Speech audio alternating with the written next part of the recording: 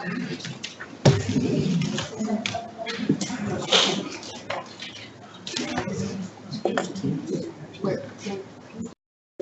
if I call them something.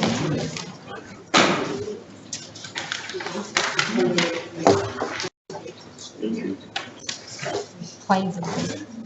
Urban planes. Oh, okay. Where are we playing? Ventures or. But he said it's where we're playing. Just use the word playing. Oh, venturers. I haven't been to a I used to be in Scouts. You were never in the Scouts, you wouldn't pass the interview. Councillors and council officers, we might make a start. Firstly, I'd like to welcome everyone tonight to the council meeting. Residents in the gallery, press, welcome, and welcome to this ordinary council meeting, 7th of August 2018. So could you please stand for the opening prayer? We pray for guidance in the council's decision making to achieve the best outcome for the people of Wyndham. Please be seated. So as I said already, I would like to just reiterate welcoming members of the gallery, press, councillors and staff here tonight for this ordinary council meeting. And I would also like to welcome some of the current participants of Wyndham's Building Blocks Community Leadership Program who are sitting in the gallery tonight to observe local democracy in action. So welcome. Wyndham's Building Blocks is a 13-week program that seeks to develop the leadership capacity of local residents.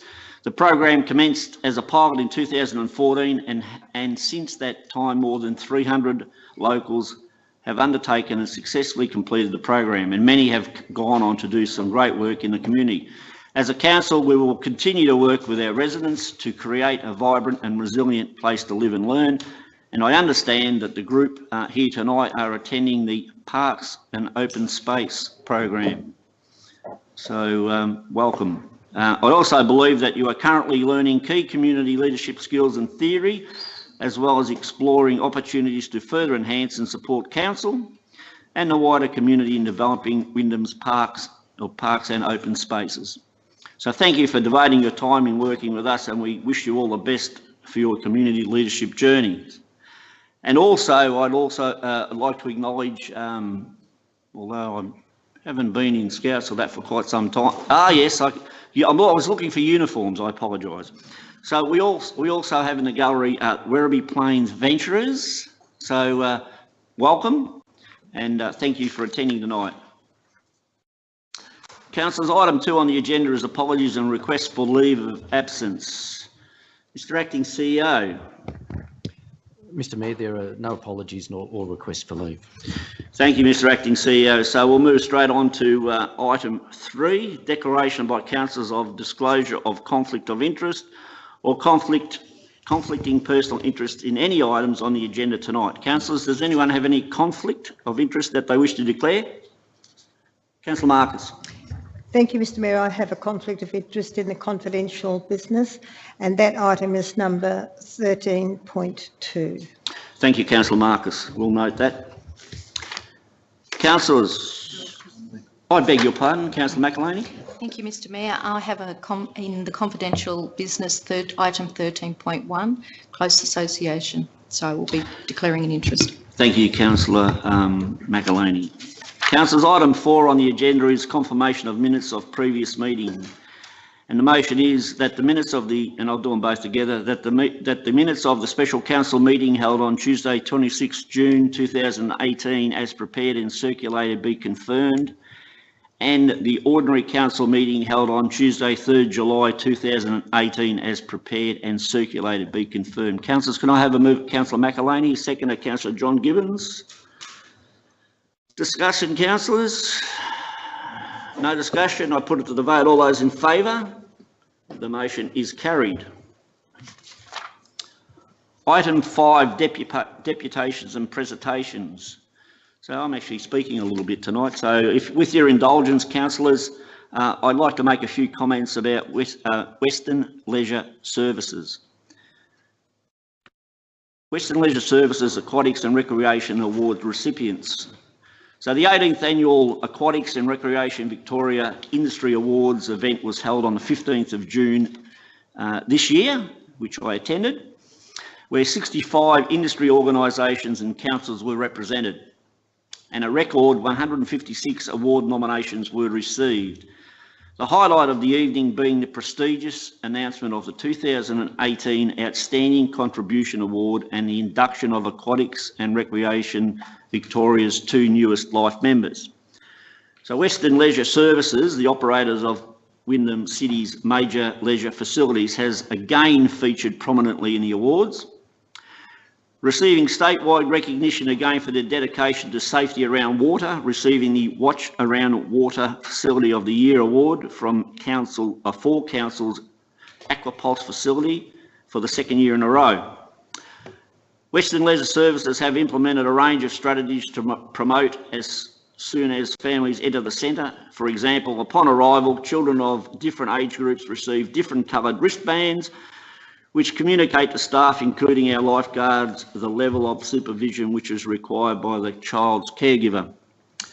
The Outstanding Contribution Award is a prestigious award for the Victorian industry, with Bruce Mackay, the CEO of Western Leisure Services, receiving that award for 2018 in recognition for his passionate and valuable contribution to the industry. Bruce Mackay has worked in the industry for more than 25 years and has been involved with Western Leisure Services since its establishment. I think on behalf of Council, we'd like to pass on our congratulations to Western Leisure Services team and the significant contribution they are making to the Wyndham community and the broader aquatic and recreation industry. So our congratulations will be forwarded on, and thank you for your indulgence, councillors. Item 6 on the agenda is officers' reports. 6.1 petitions. 6.1.1 petition 18/04 issues with council staff parking in customer parking spaces along 1 to 33 Princess Highway, Werribee. The report commences on page 9 with a recommendation on page 9. Councillors, can I have a mover, please? Councillor Marcus. Seconder? Councillor Khan.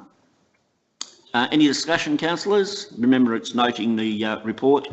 Councillor Marcus? No, Mr Mayor, I believe because we're noting it, there is no discussion or debating. Thank you, Councillor Marcus. There being no discussion, councillors, I put it to the vote. All those in favour? Against? The motion is carried. Turn page. 6.1.2, response to petition 18/03, proposed construction of a speed hump / crossing in Rothwell Street, Little River. The report commences on page 10. The recommendation is on page 10 and there are no attachments. Councillors, can I have a mover, please? Councillor Marcus, seconder, Councillor McElhaney. Discussion, councillors? Councillor Marcus. Thank you, Mr Mayor. I think the report here says it all, that the residents weren't that keen to put a speed hump in that, and of course the council officers went down and they did a lot of work, and so the proposed raised platform acting as a school crossing point is not warranted, as it would have very little usage, and as there is no speeding issue in Rothwell Street, and that the traffic calming device isn't warranted. So I think this is a good report. Thank you. Thank you, Councillor Marcus. Councillors, are there any speakers against this motion? Are there any further speakers for it? No further speakers. I'll put it to the vote. All those in favour? Against? The motion is carried. Item 6.2, strategic reports. 6.2.1, Wyndham Coastal Management Plan issues and opportunities paper. The report commences on page 14, the recommendation is on page 15, and attachments commence on page 40. Councillors, can I have a mover, please? Councillor Tony Hooper, and a seconder, please. Councillor Heather Marcus. Discussion, councillors? Councillor Hooper. Thank you, Mr Mayor. I am pleased to support the recommendation to place the Wyndham Coastal Management Plan issues and opportunities paper on public exhibition for a 30-day period to allow the public feedback and comment before council makes any final decisions. This is another example of how this council likes to hear the views, concerns and ideas of the community as we consider these in our decision-making processes. I fully support the key themes recommended in the paper, including walking and cycling trails, keeping the coast clean, safety, infrastructure and facilities, coastal environmental management, coastal crown land interface, the community stewardship and cultural values. Mr Mayor, it still comes as a surprise to me that not all locals, let alone others from further afield, know that Wyndham has coastal areas. My wife, 2 boys and I utilise the coastal facilities and areas a lot, and I can definitely recommend them to our local families. I am pleased to see that this opportunities paper has resulted from significant community feedback and that we conducted 4 pop-up sessions, used a range of outline tools and held a number of workshops with a wide group of stakeholders. It's fantastic to see such strong community support for the themes with over 450 individual comments recorded during these consultations. Clearly, our community want council to protect, enhance and use our coastal assets. We have included both the Point Cook Coastal Park, the Wyndham Harbour and Werribee South Beach and boat ramps in this discussion. As well as protecting these assets, the community also support better facilities and connections in and between some of these assets, which I strongly support, especially with many in our community already suggesting the need to link Werribee South and the Point Cook Coastal Park regions. I look forward to the public feedback from this process. Thank you, Mr Mayor. Thank you, Councillor Hooper. Councillors, are there any speakers against this motion? Any further speakers for it? Councillor Shaw. Thank you, Mr Mayor. I also support the recommendation tonight for the Coastal Management Plan and Issues and Opportunities paper to be placed on public exhibition for a 30-day period. One of the key themes of this paper is infrastructure and facilities with a focus on future needs for parkland and recreation community facilities. In particular, there is an identified need for future waterfront facilities for triathlon and fishing clubs, sea scouts and additional boat ramps for a range of water sports. Over the last 6 months, I've had a few residents come and speak to me about the existing boat ramp at Werribee South. We have operated this for more than 25 years under a fee-for-use model. I am particularly keen to see what we may be able to do to continue to improve the boat ramp at Werribee South, seeing it is an important destination and recreation community facility for many of our own residents and an attraction for the broader region. Improvements to the facility would need to be funded by our Capital Works program, which is why I'm meeting council officers down there next week to look at the facility in greater detail and discuss what opportunities we might have for continued improvements. I think it is important to point out that over the last few years we have had an ongoing spate of vending machine destructions and theft at the ramps. This is very disappointing on a number of levels and it has impacted revenue for this council. It is anticipated a new system for the sale of both casual and annual passes will be implemented over the coming months, and I am keen to find out more information on this new system and how it will work at this location. I have been advised we have a detailed communication strategy developed for the introduction of the pay-stay system and have factored in alternate ways of making payment for those users who do not use smartphones. I do commend this council again for seeking community feedback and input into our plans. I look forward to hearing the feedback from the community on not only the paper as a whole, but on our current boat ramp and what possible improvements could be made, as well as a beach disability access for the Werribee South Beach, another initiative I've been advocating for. Thank you, Mr Mayor. Thank you, Councillor Shaw. Councillors, is there any further discussion? Councillor Marcus. Thank you, Mr Mayor. Well, I'm very proud to speak on this policy tonight because this is part of my environment portfolio. So the Wyndham Coastal Management Plan Issues and Opportunities paper identifies a broad range of considerations to be addressed through the development of the Wyndham Coastal Management Plan. And we must remember this will go into the coastal strategy for the whole area right around the bay. And as we go and visit places like Portsea and Rosebud, they're completely different to what we will have here in our own city. And as has already been mentioned, mentioned, you know, we will be looking at walking and cycling trails, keeping the coast clean, safety, infrastructure and facilities, coastal environmental management, coastal crown land interface, community stewardship, which is very important, and the cultural values. The first stage of the project has engaged hundreds of Wyndham residents with over 450 comments gathered during pop-up community engagement sessions, with over 500 participants aware of the project via the Loop community engagement platform. So everyone here tonight, I do hope that you will go onto the Loop and learn what we are doing here. Following the release and the public comments period of the issues and opportunities paper, the project moves into a very exciting stage. Work will focus on the development of a strategic framework to guide the future planning of the coastline as a whole for the council investment in place-based improvements. Work will continue to engage the residents, and this is what we're all about, in discussions regarding opportunities for stewardship, opportunities for increased community access and long-term community recreation facility requirements. Work will also focus on Thank you. Work will also focus on developing council's response in climate change, and this is very, very real.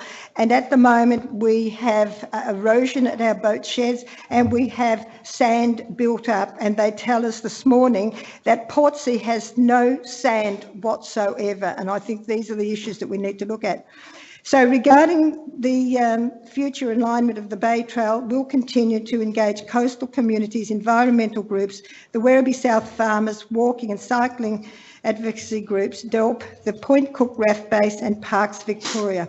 This is anticipated to be the most challenging aspect of the plan, but the area will with the most potential to increase community access to this natural, beautiful, unspoilt nature of the Wyndham coastline. I would like to congratulate Sue and her team, who have been working with all groups, especially the market gardeners. I will be, 2 paragraphs. As some of their farms come within 3 to 4 metres of the coastline, their major concern is the Bay Trail on the boundary of their farms. They all have to spray their crops, and this could cause problems for the farmers and the people using the Bay Trail. The Bay Trail has the potential to connect residents to coastal, environmental and recreation areas near their homes, which was highly valued and appreciated by residents during the engagement program. The Coastal Management Plan will be completed in June 2019 before being referred to DELP for the ministerial approval. And again, I would like to thank my Environmental Committee, Mr Peter McKinnon, Sue and everyone who have worked so very hard to produce this great policy. Thank you. Thank you, Councillor Marcus. Councillor, any further speakers? Councillor Khan. Thank you, Mr Mayor. Look, I think it's a great piece of work council have done it now. It's gone for 30 days for the exhibition. I already received the feedback. What is the situation on Bailey Beach and Campbell Cove Beach? I remember now in 2012, we changed the status nude beach to become a normal beach now. But when you go now, there will be an opportunities now when community can request for such as, you know, cleaning facilities and toilets and so forth on. So I think this is really, really good to see that council is moving forward and conducting this, obviously the great coastal management plan, and they're talking about the walking and cycling trails and keeping the coast clean. I think we all know that now we have a beautiful, people pay $1,000 to just to have to see the coastal. We're lucky now in the city now, and a lot of people will be surprising now. They might have not explored the now coastal line. It's actually quite big if you go and visit, you know, some of the, as Councillor Mark has said, that now we've got a lot of sand, not much, but again, there is a lot of work need to be done, because sometime when you go towards to the South Werribee Beach, it does require a lot of things to be upgraded, such as Councillor Mia Short have said that now boat ramp and some other facilities which is pretty much needed now attention. Now, great things talking about here is now we're considering the good planning. So in future, maybe, and I always said that, you know, you never know what can you build. This is a great city, and I have in last term we have presentation. This is a really great between Geelong and Melbourne City. We can build like another Gold Coast here. So this is those for in future aspirations, those people believe in innovation, this can offer all those sort of things. So it's a great way to people can put the views and comments. We look forward to see that, what people have concern and what can be done is a great management plan. So I will be supporting, Mr. Mayor. Thank you for. Thank you, Councillor Khan. Councillors, any further discussion? Councillor McAloney. I will keep it brief, Mr. Mayor. I'd just like to acknowledge some of the groups that are involved on the coastal regarding the cleaning and the Beach Patrol 3030, the Werribee River Association, the Wyndham Boat Shed, Love Our Street and the Point Cook Open Spaces, who are actively involved in some of our coastal areas cleaning up. We have some amazing areas, 3 to 4 days a week. I look out onto the K Road cliffs and I just can't believe that it's actually Wyndham. So when I look at the logo up there, City Coast Country, I take that very seriously. So thank you. Thank you, Councillor McAloney. Councillors, any further discussion? No further discussion. I'll put it to vote. All those in favour? Against? The motion is carried. 6.3, Policy Advocacy. 6.3.1, Welcoming Cities Network. The report commences on page 41 with the recommendation on page 41. Attachments commence on page 45. Councillors, can I have a mover, please? Councillor Barlow. Seconder, please. Councillor Arn. Discussion, councillors. Councillor Barlow. Thank you, Mr. Mayor. Just briefly, this Welcoming Cities Network proposal came to council from the organisation called Welcoming Cities quite a number of months ago. It has since come to the portfolio committee meeting of cultural diversity to talk about joining this network. This is a relatively new network that's started up. I won't go through the report because there is a report there. I can only say that as a caring community, and the city of Wyndham has been built on migrants, and I won't bore people with my wife's family history, but they originally came to the city of, or maybe the Shire of Werribee back then, I don't know what it was, back in the 1850s, to help build part of the Melbourne to Geelong rail line. And then when that was finished, they bought land in Little River and settled it. Now, so they were from Ireland, and so they were probably some of the, apart from the ones that arrived in ships with manacled, they're probably some of the early settlers of Victoria. However, we have since then welcomed people of all nationalities, and I think it's extremely important that we continue that good work as provided in the network, in the paperwork here, that we want to welcome people. They're obviously the number of migrants and refugees, asylum seekers are all determined by the federal government as to how many people are allowed into Australia. And I read recently that in future they may even the federal government might even cherry pick areas to send these people to. And so if that's the case, I'm sure we'll get more than our fair share of people coming to Australia, and we need to make sure that we welcome them and help them to assimilate and be part of our community. Thank you, Councillor Barlow. Councillors, are there any speakers against this motion? Any further speakers for it? Councillor Gilligan.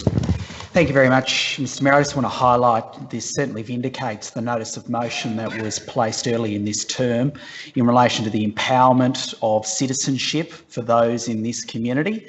And obviously that wasn't universally endorsed at the time, but certainly great to see.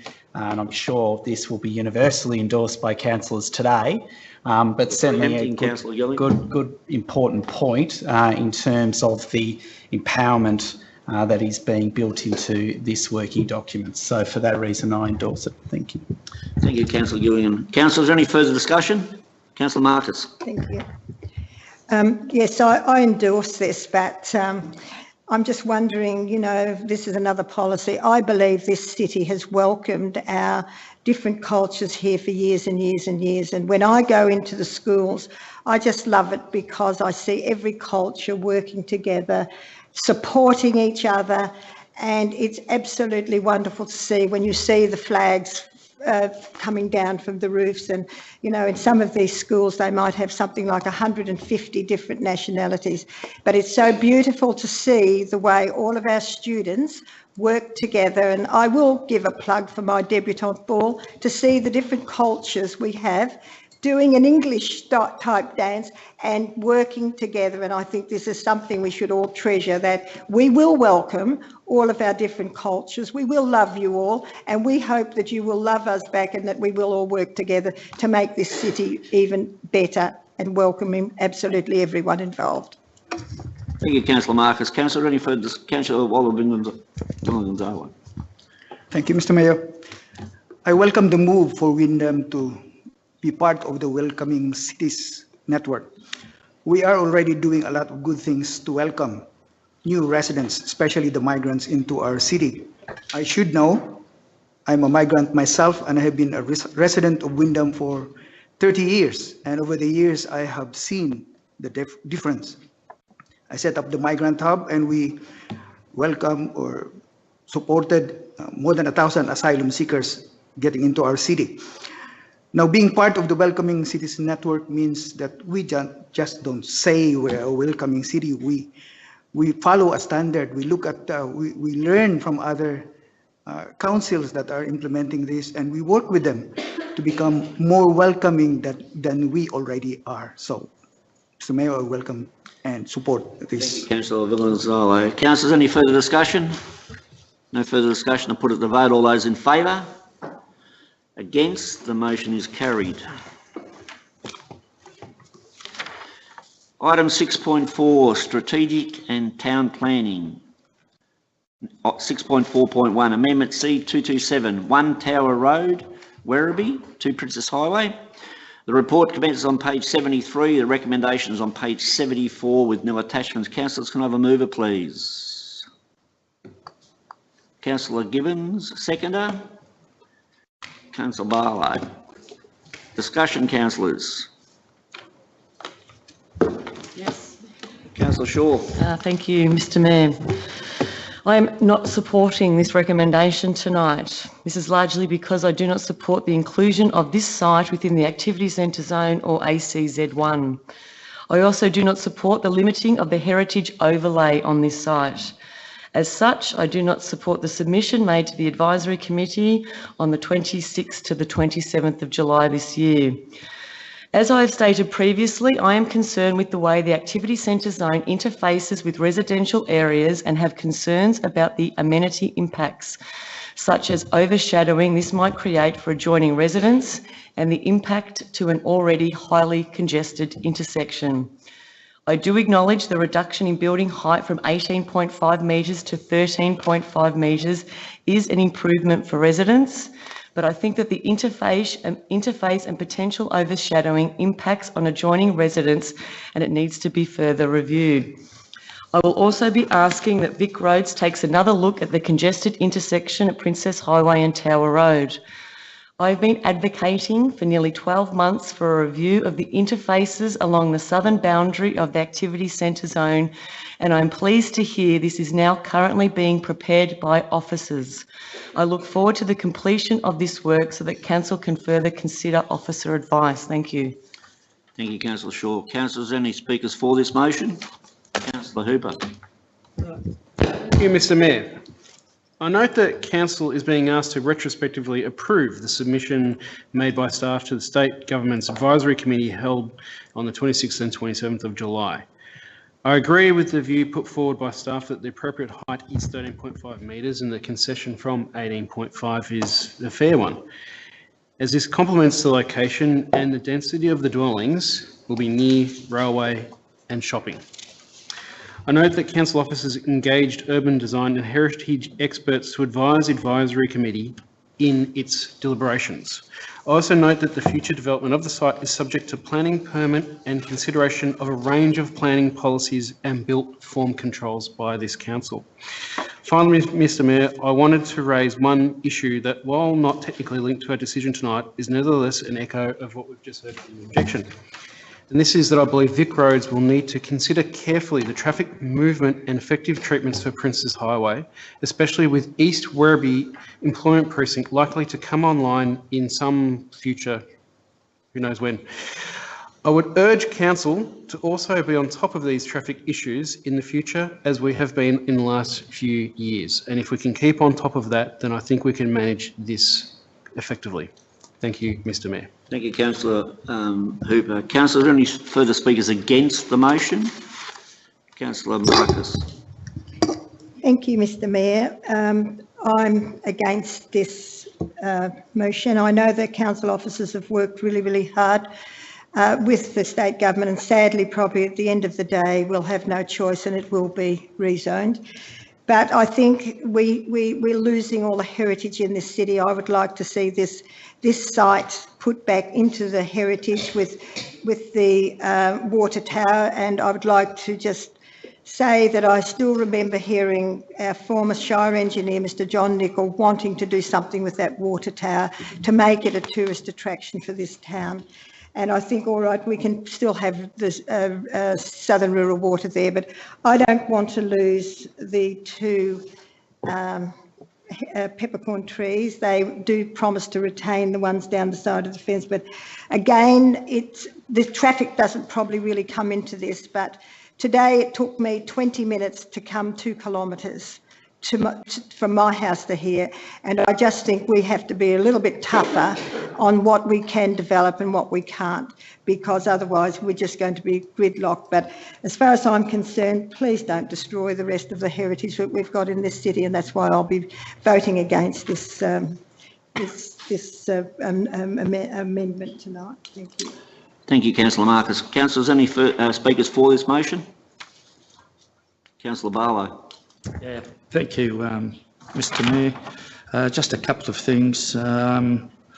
Evidently, this has been at to discussion and feedback from a number of organisations, such as Transport for Victoria, who claim they had no objections, EPA, no objections, Werribee District Historical Society, who quite often as a council we do use them for comment on historical areas, have no objection.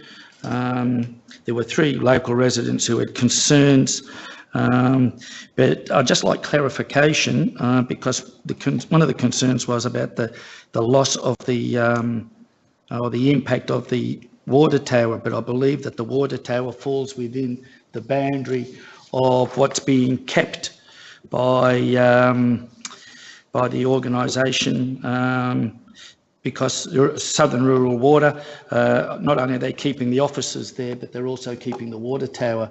As to what occurs with the water tower afterwards, I suppose that will be a point of discussion between us, the community, and Southern Rural Water. You know, it's amazing how much this city has changed, because I'm sure many councillors remember that all the buildings opposite on the other side of the Princess Highway used to be people's homes. And they are now doctor surgeries, physiotherapists, x-rays, right up to one of the items that we discussed as a petition earlier, right up here to the end of the road, right next to the council offices, which is dental areas.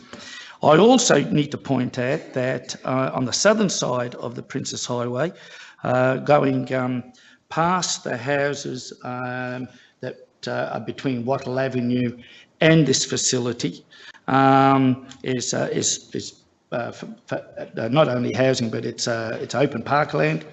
Then we have right across the road, we have a business. Next to the business on that open land is proposed, I think, a 3-storey commercial building.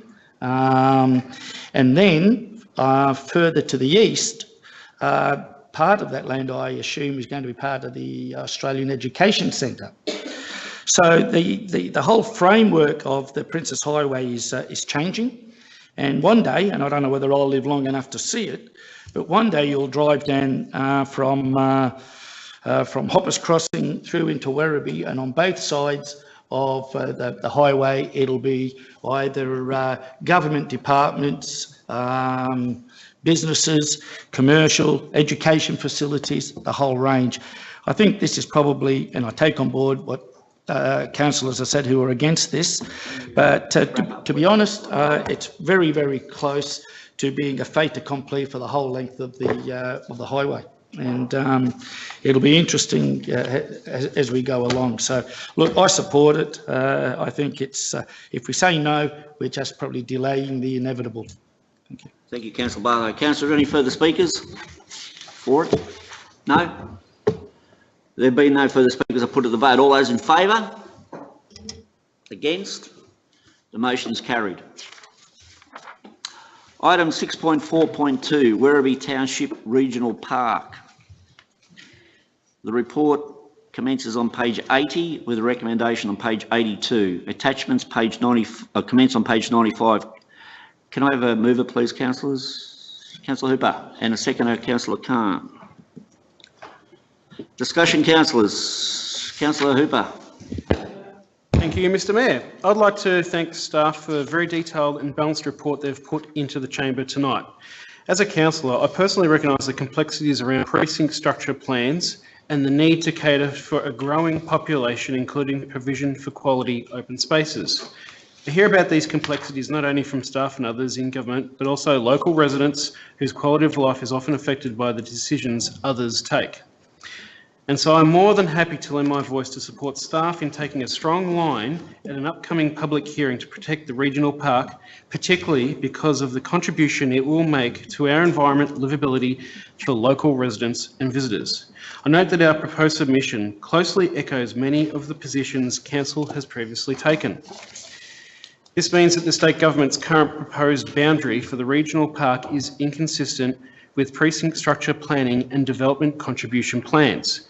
It also does not address a range of significant implications that arise from deviating from this earlier considered planning. These concerns are listed in brief on page 81 of the agenda papers, and given the length of tonight's meeting and the amount of speaking I'm going to be doing, I don't propose to go into those in detail. I do want to mention two concerns though, Mr Mayor. The concern is that by defining the boundary and the proposed removal of the unencumbered land available for recreation before detailed design by the state government could adversely impact the delivery of the growing grass frog master plan. It could also limit the ability to plant trees to meet Council's targets of canopy coverage within the City Forest and Habitat Strategy of 2017-2040 and the Environment and Sustainability Strategy of 2016-2040. Finally, Mr Mayor, I applaud our staff for taking a hard line on these issues. I fully support our proposed submission to the public hearing that recommends the retention of land identified as forming part of the regional park in the Balan Road and Riverdale PSPs and within the boundary of the regional park. Thank you, Mr Mayor. Thank you, Councillor Hooper. Councillors, are there any speakers against this motion? Any further speakers for it? Councillor Marcus. Thank you. I certainly endorse the preliminary submission made on the 6th of July because I think this park will be absolutely superb for this city. And again, it's great for our environment. But I would really like to see the name changed because every time you look at it, it looks as though it's the Werribee Township and I'm imagining it's down there behind the river.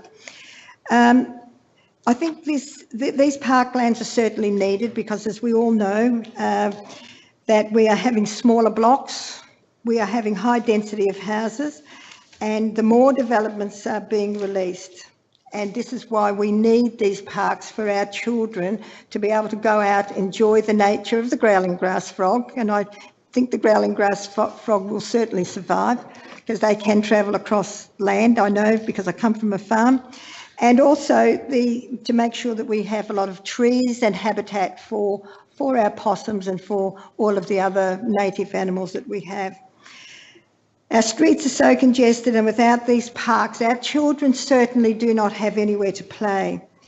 Sadly, we also need to create safe places in this park and I think this is what our council officers will be looking for. So I look forward to seeing the plans and I would also like to mention, I would like to see the youth in our secondary colleges having a say on what they would like to see in these parks. because if our youth have the chance to have the opportunity to do something in the parks, they will then take ownership and they will look after it. And as I work for the students, they keep saying, Heather, but you never listen to anything we have to say. So this council now is listening. So hopefully we will get all the young people on board and it will be something that people will travel to come and see what we have in this city. This is a great city and we are enhancing it even more. Thank you. Thank you, Councillor Marcus. Councillors, any further discussion? No further discussion. I'll put it to the vote. All those in favour? Against? The motion is carried. Item 6.4.3, Wyndham Housing and Neighbourhood Character Strategy Review and Implementation. The report commences on page 112 with a recommendation on page 114. Attachments are printed in a separate attachment document and also from pages 3 to 191. Councillors, can I have a mover, please? Councillor Khan. Seconder, please. Councillor Gilligan. Discussion, councillors.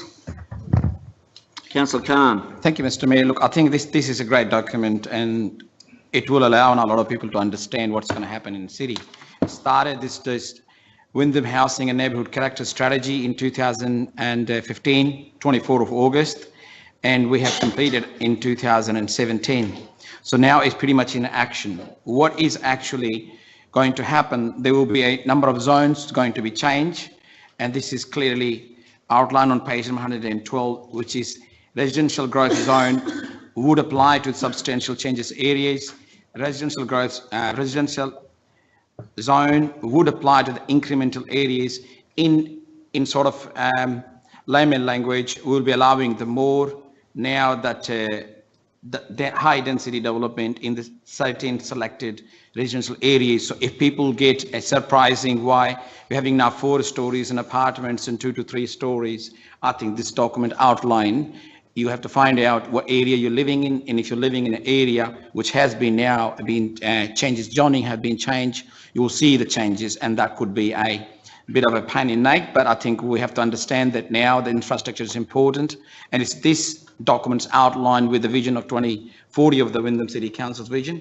So I think it's a great work done by officers, and I will be supporting, and they will be changing the game of their city. Now it starts, and it will be implemented after we adopt it. Thank you, Councillor Khan. Councillors, are there any speakers against this motion? Any further speakers for it? Councillor Gilligan.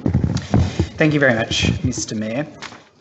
This, in my view, was probably going to be one of the most important strategies that I will endorse in this council term.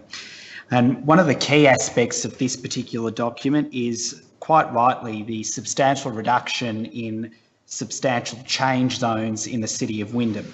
What that essentially means is the amount of change zones that will be 4 stories or more within the city of Wyndham, to ensure that we have the correct balance between managing higher density as we manage population growth, but also not having extravagant developments that are going to be quite sizable and impact on the residential zones that we all live in the city of Wyndham.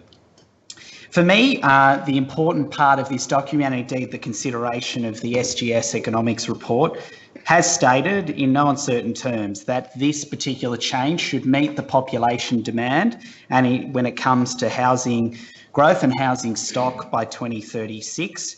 But it is also important to put into context more broadly some of the limitations that exist in relation to this policy itself. And one of the things I was doing in terms of the research was actually looking at the average lot size in growth councils across Victoria.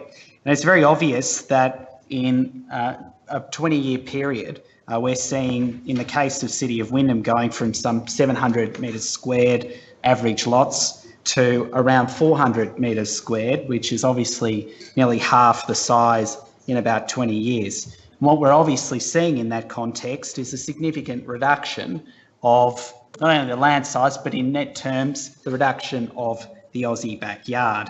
And it is important in the context of this document to consider that it really only applies to about 10% of housing development. because 90% of the housing development actually applies to the precinct structure plans and the other documents that are obviously relate to planning but are excluded in relation to this strategy. So this is a good step in relation to managing existing medium density in this city. But there is the obvious question about making sure that we continue to monitor the average loss of the Aussie backyard, but also holding government to account about measuring the average loss as well. And what I thought was alarming was the department, or DELP, actually stopped measuring from about 2012 the average reduction in lot sizes. And I think that raises questions why government are not publishing growth council average lot sizes. And I think the obvious conclusion is we don't really want to be talking about living in smaller homes, but it is a conversation that we should be having when we see in our newspapers every day about the population growth, and we often talk about infrastructure. What we don't necessarily talk about is the smaller developments that we live in and the impact it has on children and indeed our standard of living. But we've got to balance that by making sure that we have housing affordability as well, and that requires us in particular in this strategy to look at that and provide that whilst maintaining the best standard of living for the residents. So in essence, I think there are some obvious problems with population growth, but this document does strike the right balance in the reduction of the substantial change areas across the city from the original policy adopted in August 2015 to today, but also making sure that we deliver for the community along the way. Thank you. Thank you, Councillor Gilligan. Councillors, any further discussion? Councillor Marcus? I'm making the most of everything tonight. That's okay. We brought in extra cookies in case. Okay. I've got my hot water here. I won't go through all of what I've written here now because Councillor Gilligan has followed it, but I will be voting for this strategy because I was part of the 2015 strategy that we did, and this is more or less updating what we did then. But my concerns are the reduction in the size of the land. We are getting houses on smaller blocks in most of the new developments, and this, I believe, is a very big concern to many people. And I'm very lucky because I get to talk to lots and lots of people and hear their concerns. And it is a concern that the blocks are just getting smaller. So, and I'll just leave those two paragraphs out. Approximately 90% of all new dwellings in Wyndham are constructed in the growth areas, and the remaining 10%, as Councillor Gilligan said, are in the established areas. And this is where we are getting a lot of unhappiness, because in the older areas of, say, Werribee and Hoppers Crossing, where they have got very large blocks, and when mum and dad go, the young ones get it and then they get developed into high rise, and this is what's causing a lot of concern, that some of these beautiful old homes are lost. Again, our history. If possible, I would like to see us change the type of housing that we are actually building. Bring back planning where the houses have eaves and where there is a metre beside the house and the two side fences. Now they are side by side, and people tell me, I don't live in one of those, I'm lucky I live on a big block. They can hear people talking, they can hear people fighting. And, you know, and I just think this is really sad. But the biggest issue that the Werribee Fire Brigade said to the Werribee South ratepayers, these houses that we are building can be a fire risk. And they said, if your house catches on fire, don't try to save your things. Just get your kids and get out, because they can explode. And I think this is an issue that we really need to look at. And so I'll just finish up by saying about, I look at this study and all I can see is little boxes on the hillside, little boxes made of ticky-tacky, little boxes, all look the same, and some are green and some are that. And I think that song is very true today. We are building little boxes. Thank you, Mr. Mayor. Thank you, Councillor Marcus. Councillors, any further discussion? Councillor Hooper. Sorry. Thank you, Mr. Mayor. I just want to stress that my house does have eaves. It was built in the past 7 years, and it does have a bit of a gap between the places. So there are some places in the new areas that do have those old design guidelines. But look, I welcome the 2018 update to this policy, which was originally considered by the previous council in 2015. It is clear from the extensive community consultation and changes to the 2015 strategy that we have listened very closely to the views of the community. It's also clear that we've taken into account changes by various residential zones by the state government. I want to particularly note that all residential zone land in Point Cook will be in the general residential zone or incremental change area. This has resulted, as my colleague has said, from a significant reduction in the residential growth zone or substantial change areas originally proposed for Point Cook in 2015. Point Cook will benefit from improvements to neighbourhood character provisions, including design objectives that articulate preferred neighbourhood character and schedules that vary res code. Two areas worth specific mention and which have also caught the eye of many fellow councillors are objectives that require adequate setbacks and landscaping, including capacity to grow tall trees. Mr Mayor, I am confident that these and other changes will give Council improved decision-making tools to recognise and then protect neighbourhood character. Finally, I'm glad to see that the number and coverage of previous significant change areas wound back in this 2018 update following the community consultation. I look forward to hearing the views of our communities before Council makes a decision about this strategy at a future meeting. Thank you, Mr Mayor. Thank you, Councillor Hooper. Councillors, any further discussion? Councillor Shaw. Thank you, Mr Mayor. I am glad to see that most of Wyndham is proposed to be an incremental change area. This retains the same zoning that currently applies to the majority of the Wyndham residential area, that is the general residential zone. I'm also glad that the changes made to the 2015 strategy reduce the amount of land proposed to be designated as residential growth zone or substantial change areas by a significant amount. In fact, most of the residential growth zone has been removed, which is a major change from the 2015 version, and we've been talking about that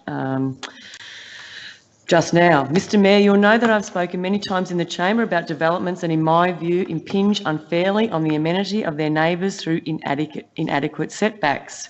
So it's also good to see that the updates contained in this 2018 neighbourhood character strategy will require adequate setbacks and landscaping, which will also encourage the growth of taller trees. As other councillors have noted, the new controls give us the power to protect and enhance neighbourhood character. They do not, however, stop development that can currently occur, but we are hoping they will lead to improved applications. I will keep an eye on this and consider each case that comes to the chamber on their merits, but I warmly welcome strengthened neighbourhood character controls. Mr Mayor, I've also said a little bit about my concerns for interface areas, adjoining activity centres, and I would note that the reduction in the area of residential growth zone limits negative impacts on existing neighbourhoods. I would therefore note that any future housing intensification in these interface areas would also be subject to further structure planning, which gives local communities the opportunity to respond to localised issues through a separate process. In response to Councillor Gilligan's comments, I agree. I would also like to point out that smaller lot sizes and smaller or no backyards put pressure on councils to provide parks and open spaces and the upkeep of these.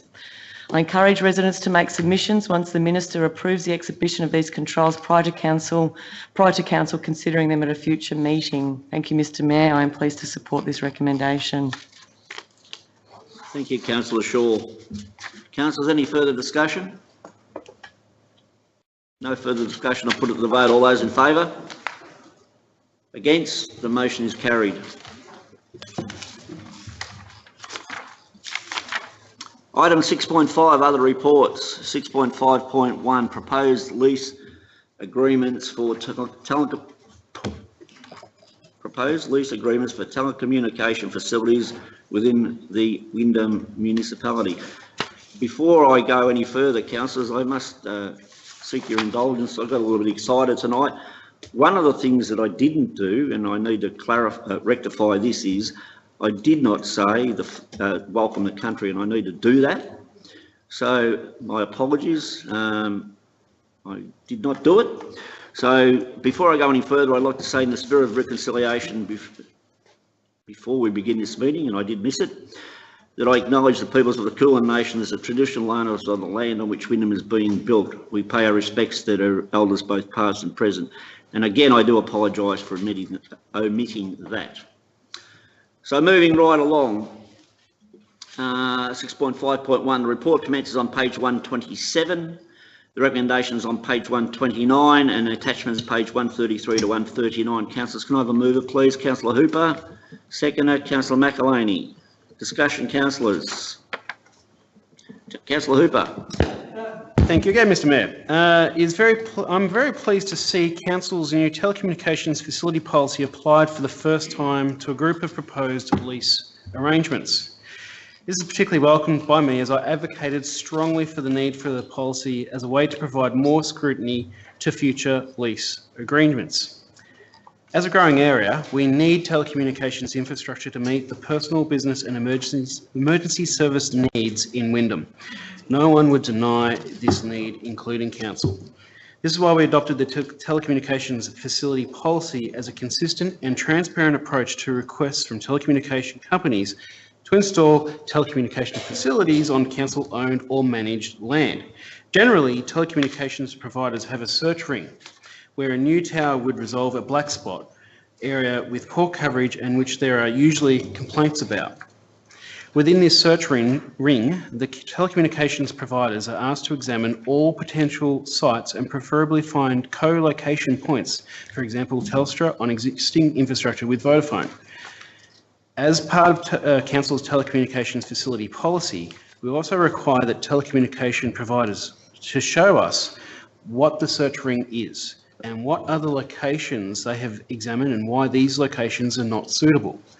In regards to lease proposals before Council, the telecommunications providers have provided information on coverage issues and complaints. Further, they've undertaken assessments within search rings and why they have not been able or successful in finding other locations.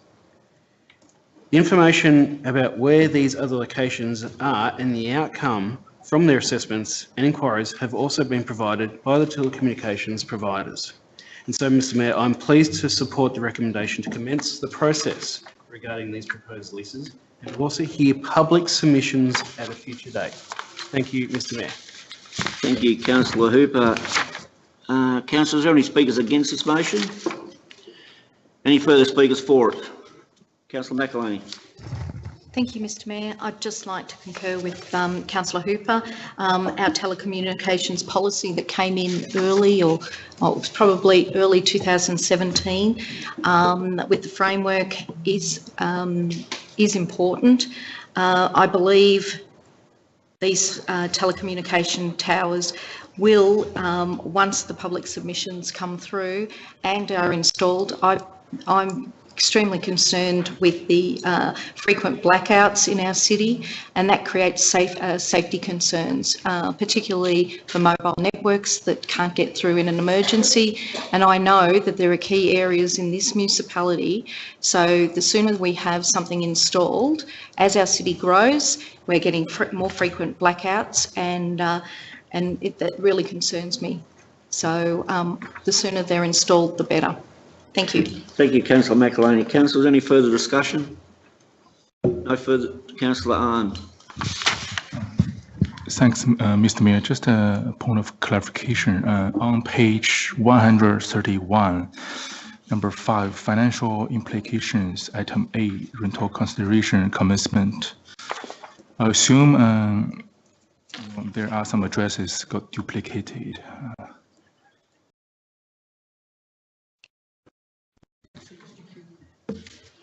Yes. Councillor. Yes, that's correct. Sorry.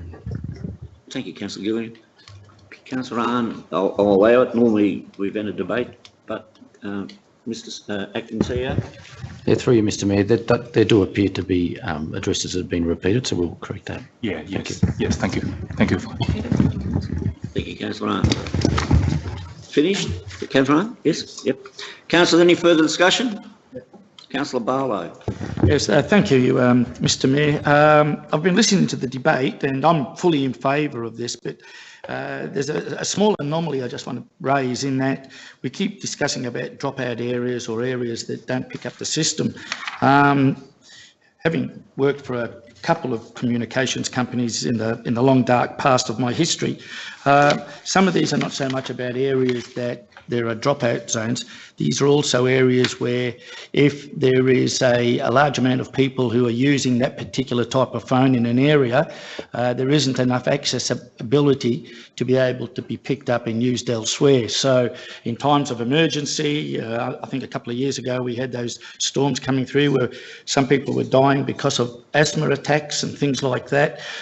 If there was a lot of people actually on the network just shuts people out if you're not already on there. So by having more towers, and I noticed that I think there's 6 of the 7 towers here are by Vodafone, who are planning to expand their business, and some of these are reasonably close together. It's not sometimes so much that there's a spot where if you're standing there you can't use your Vodafone. It can be because it'll only allow a certain amount of number of phones to be used without that. So look, I'm in favour of it. We're in 2018. I believe that today or tomorrow we might reach 25 million people in Australia. Yet there are more mobile phones in use than there are people in Australia, including all the babies that are born every day. So where are all the phones? Well, I've got 2 of them, and I'm sure quite a number of other councillors have got 2 mobile phones as well. So it is important, and I have 1 Telstra and 1 Optus. So if one bombs out, I can ring on the other one. And so it is important that we make sure we provide to me, a mobile phone now is an essential service. And I think that we should work with telecommunication companies and the community to make sure that this essential service is provided. Thank you, Councillor Barlow. Councillors, any further discussion? Councillor Khan. Thank you, Mr. Mayor. Look, I'm not going to make much speech about it. I think it's important now what we're doing now. We're trying to put all sides together and discussing here how much money council will be receiving. In 20 years' time, that the contract will last for 20 years lease. That's proposing. Each year is a quite good contract or lease in future, 4% annual. So it's like market rate, CPI. That's what you do in commercial words. So, and it's not too much, $24,000 for the site, which is a reasonably market rate. So I think I'm glad that the contract has been, or lease being proposed with the market, with the market rate. What's market rate? If they will go privately and hunt the space, that will cost them almost the same. But regarding the 20 years, I would have thought that it could be a 10 by 10, so that way council have options, but it doesn't really matter. Once they will spend the money and build a good infrastructure to meet the community needs, I think we need them, as other councillors have said that. So I'm pretty happy about it. And yes, a good commercial contract. Some of them will be done up. 1 tower will cost you in 20 years' time to the council, or council will receive a benefit, $500,000. That's really great. Yeah. Thank you. I will be supporting Mr. Mayor. Thank you, Councillor Khan. Councillors, any further discussion? No further discussion. I'll put it to vote. All those in favour? Against? The motion is carried. Item 6.5.2, Councillor Expense Report, January to June 2018. The report commences on page 140 with a recommendation on page 140. Attachments, page 144. Councillors, can I have a mover, please? Councillor Gibbons. Seconder, please. Councillor Barlow. Discussion, councillors? No discussion. I'll put it to the vote. All those in favour? Against? The motion is carried. 6.5.3, Assembly of Councillors. The report commences on page 145 with recommendation on page 145. Attachments commence on page 146. Councillors, can I have a mover, please? Councillor Barlow, seconder. Councillor Hooper. Discussion, councillors? There being no discussion, I put it to the vote. All those in favour? Against? The motion is carried. Moving right along. Item 7, notices of motion. Item 7.1, notice of motion 577, use of plastic products. The report commences on page 150 with recommendation on page 50. Councillor Marcus, this is your notice of motion, so can you please read it out and then I'll call for a seconder. Thank you very much. I take notice that the council meeting, which is being held tonight, the 7th of August, it is my intention to move the following motion. The motion being that a council report be prepared which explores the elimination of single-use plastic products, including straws, water bottles and balloons at council facilities and council-run events. Thank you, Councillor Marcus. Councillors, can I have a seconder, please? Councillor Khan. Councillor Marcus, you can speak to your motion. Thank you. This is an area that I feel very strongly about, and it's the area also that is in my portfolio. So with the recent changes to global recycling, it is more important than ever to put the right things into our recycling bins, but also to rethink the waste that we are generating as a whole. And with food wastage, I think it's averaged out now that each person wastes $3,000 worth of food. But this is where my concern comes in. Single-use plastics such as water bottles, straws, plastic bags and coffee cups are being discarded at alarming rates. Studies show that Australians discard 9.7 billion single-use plastic items each year. The disposal found nature of these plastic items means that they are commonly littered in our city, and sadly we have so much litter, but we have beautiful people out there each week cleaning up our litter, which they shouldn't have to do. With many items then found going into our precious waterways and creeks, causing both negative environmental impacts as well as impacting on the visual amenity of our city. I had a trip to our TIP, the Werribee TIP, our RDF, with our acting CEO and a politician, just to have a look what was going into our landfill. I felt like crying. I just could not believe that this huge truck that was unloading the rubbish, and sadly, all I could see is the new bags that Coles said were going to be the best thing ever, and here they are already into our landfill. So in a bid to reduce single-use plastics, local governments such as Darebin Council have established policy and supporting action plans to eliminate single-use items at council-run events. Wyndham City has an ambitious waste and litter strategy, and we have been working hard. We have been educating people to teach them how to recycle. And so what we want to see is 90% of our waste diverted from landfill by 2040 to reduce both and single-use plastic products at council facilities and council-run events. Councillors, I do hope that you will support this report, and hopefully this report will come back in about 2 months to go further on how we will reduce the plastic that is contaminating. And we've made this huge monster and we have to fix it. Thank you. Thank you, Councillor Marcus. Councillor, any speakers against this motion? Against? Yep. Councillor Hooper. Thank you, Mr. Mayor. I'm speaking against this motion tonight. This position I take to oppose a report represents a rather difficult one, having picked up more than my fair share of other people's waste. I've personally picked up straws, wrappers, bottles, and parts of a car from our local environment, the car behind Wallace Avenue.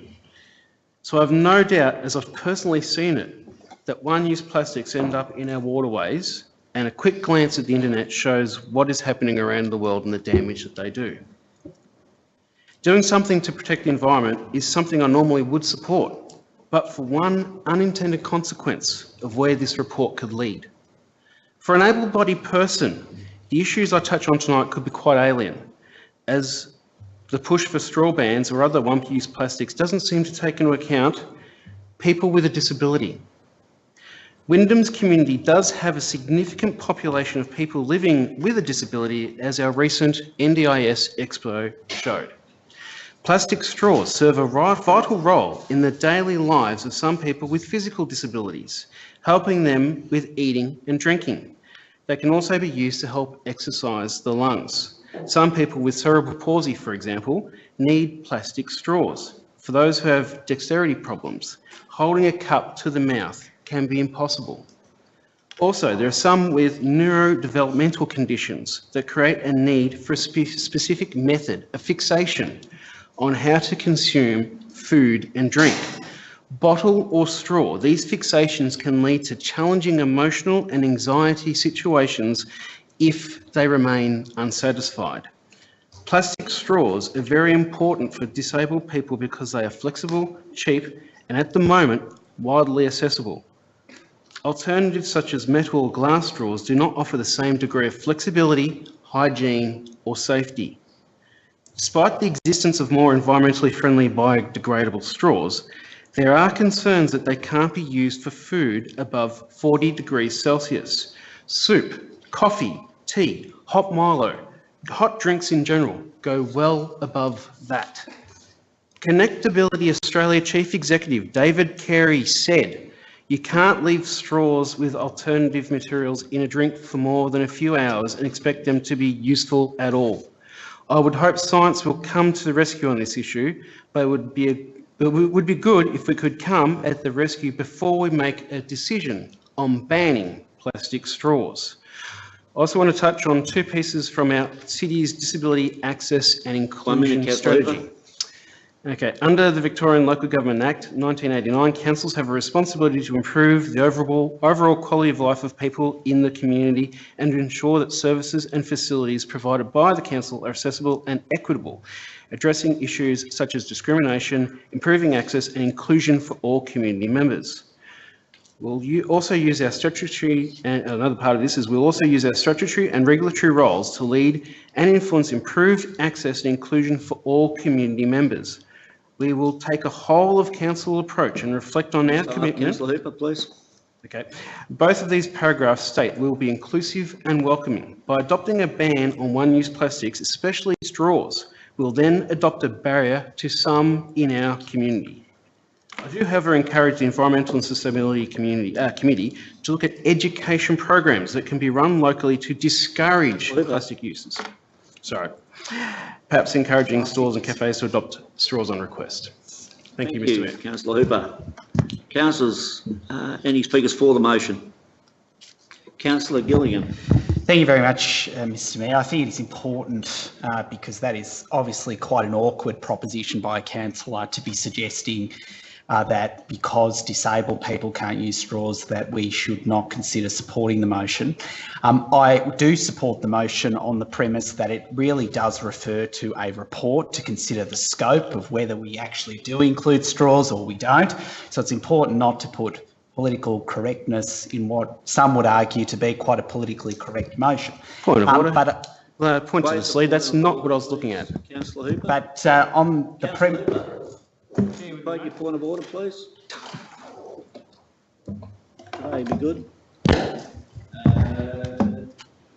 2.1.1, likely to mislead or deceive. I was not after political correctness, I was talking about the needs of our community. Well, actually, you called a point of order on Councillor Gilligan, and Councillor Gilligan was mentioned that it's a report, which it is. Thank you very much, Mr. Mayor. So back to the main topic, and that of course is whether or not we should consider a report to be prepared for the purpose of eliminating single-use plastic products. I actually am interested in seeing the scope and whether or not there is sufficient costings around such a policy to indeed whether it's something that we should be endorsing in general. But we shouldn't be shying away from new and innovative ways to look at how we reduce our waste in the same way that we put innovative ways to build infrastructure for the future and do other things as a municipality. I think we all accept that we have a social responsibility to reduce our collective waste, and that obviously entails institutions, including councils, to consider their role and responsibility. This motion actually is not about endorsing whether we do or we don't eliminate them, it's merely to get a report, and on that basis I absolutely support the idea that we are considering new options in this council. Thank you. Thank you, Councillor Gilligan. Councillors, any further discussion for?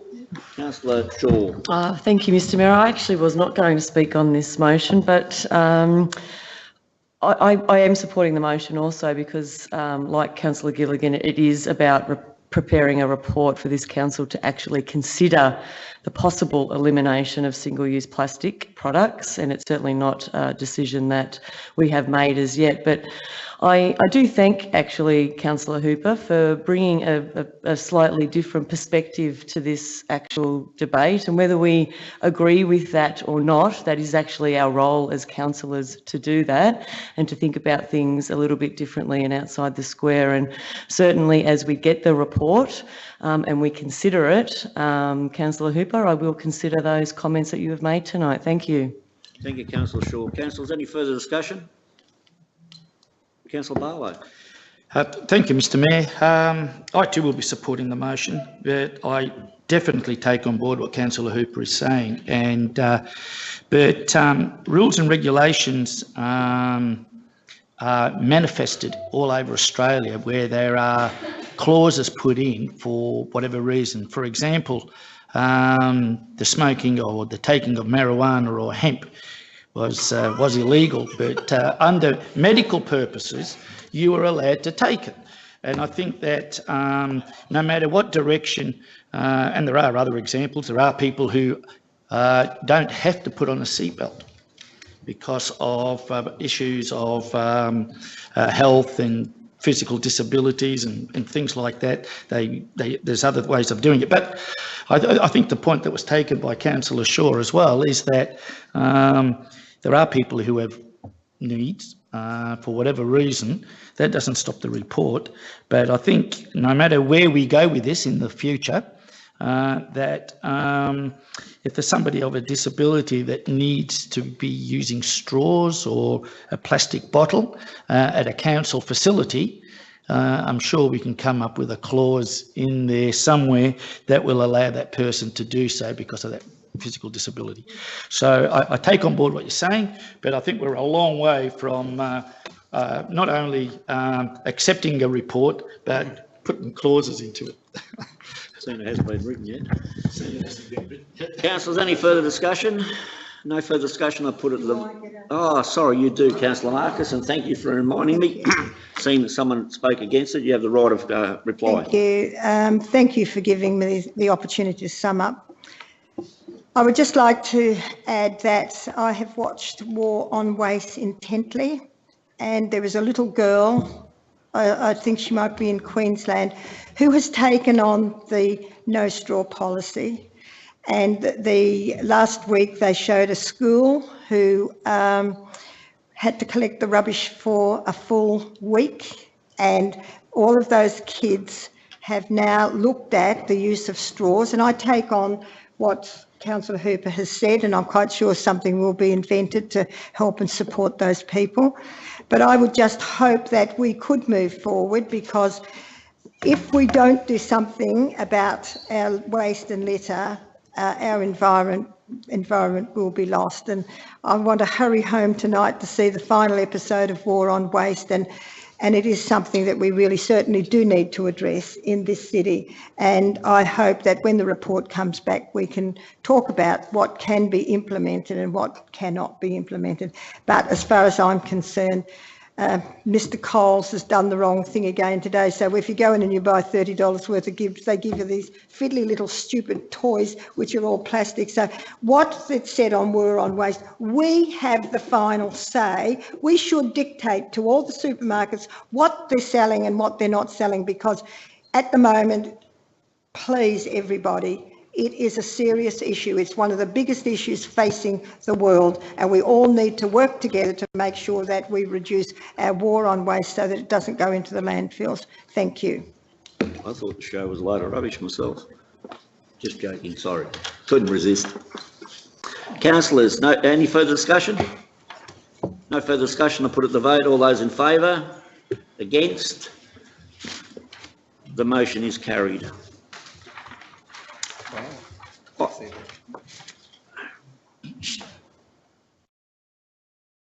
Item 7.2, Notice of Motion 578, Wyndham Community Grants Program.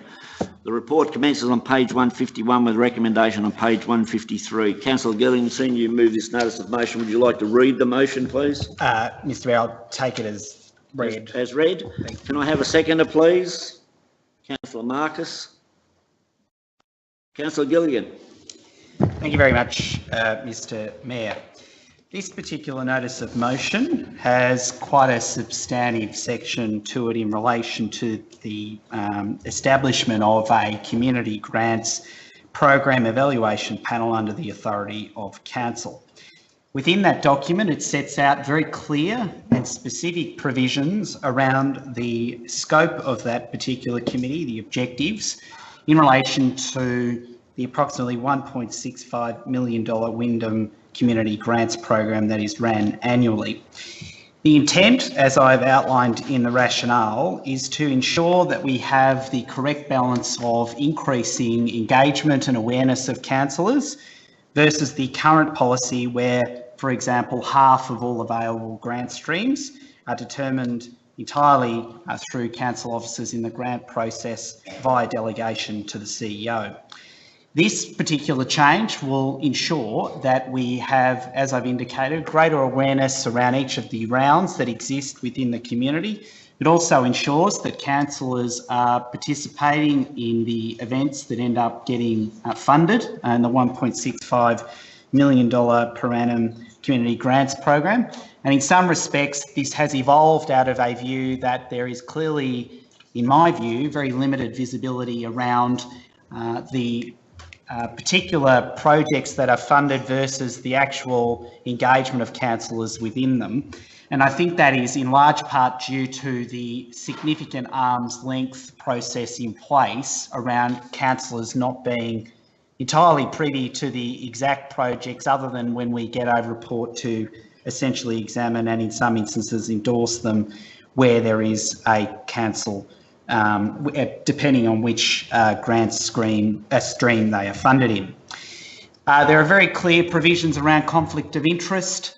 Councillors would be required, should they be appointed to this particular panel, to have to sign a conflict of interest and disclosure agreements.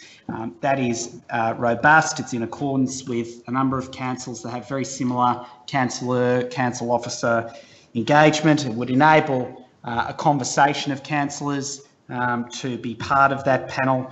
The rationale for 6 as opposed to the full 11 is just because of the sheer workload of councillors. It would enable a majority of councillors to be involved in the program and then, of course, considered at a full 11 council meeting. Yet another important point in the context of questions that have been raised in relation to this motion. The intent of this motion, not only in the endorsement of the establishment of a panel, but indeed seeking the revised development of the grants and subsidies policy. It would also mean that this slots in nicely with council policy and, of course, seek final recommendations from council officers in order to tweak the document before it goes for a final endorsement in October. But I guess the clear essence of this document is obvious. It really is about increasing engagement and awareness of councillors whilst maintaining the robust safeguards that are very clearly obvious in this document. So it should not give any particular individual any rationale to oppose this on that premise, and therefore I put this for endorsement for councillors this evening. Thank you, Councillor Gilligan. Councillor, are there any speakers against this motion? Councillor McAloney. Thank you, Mr Mayor.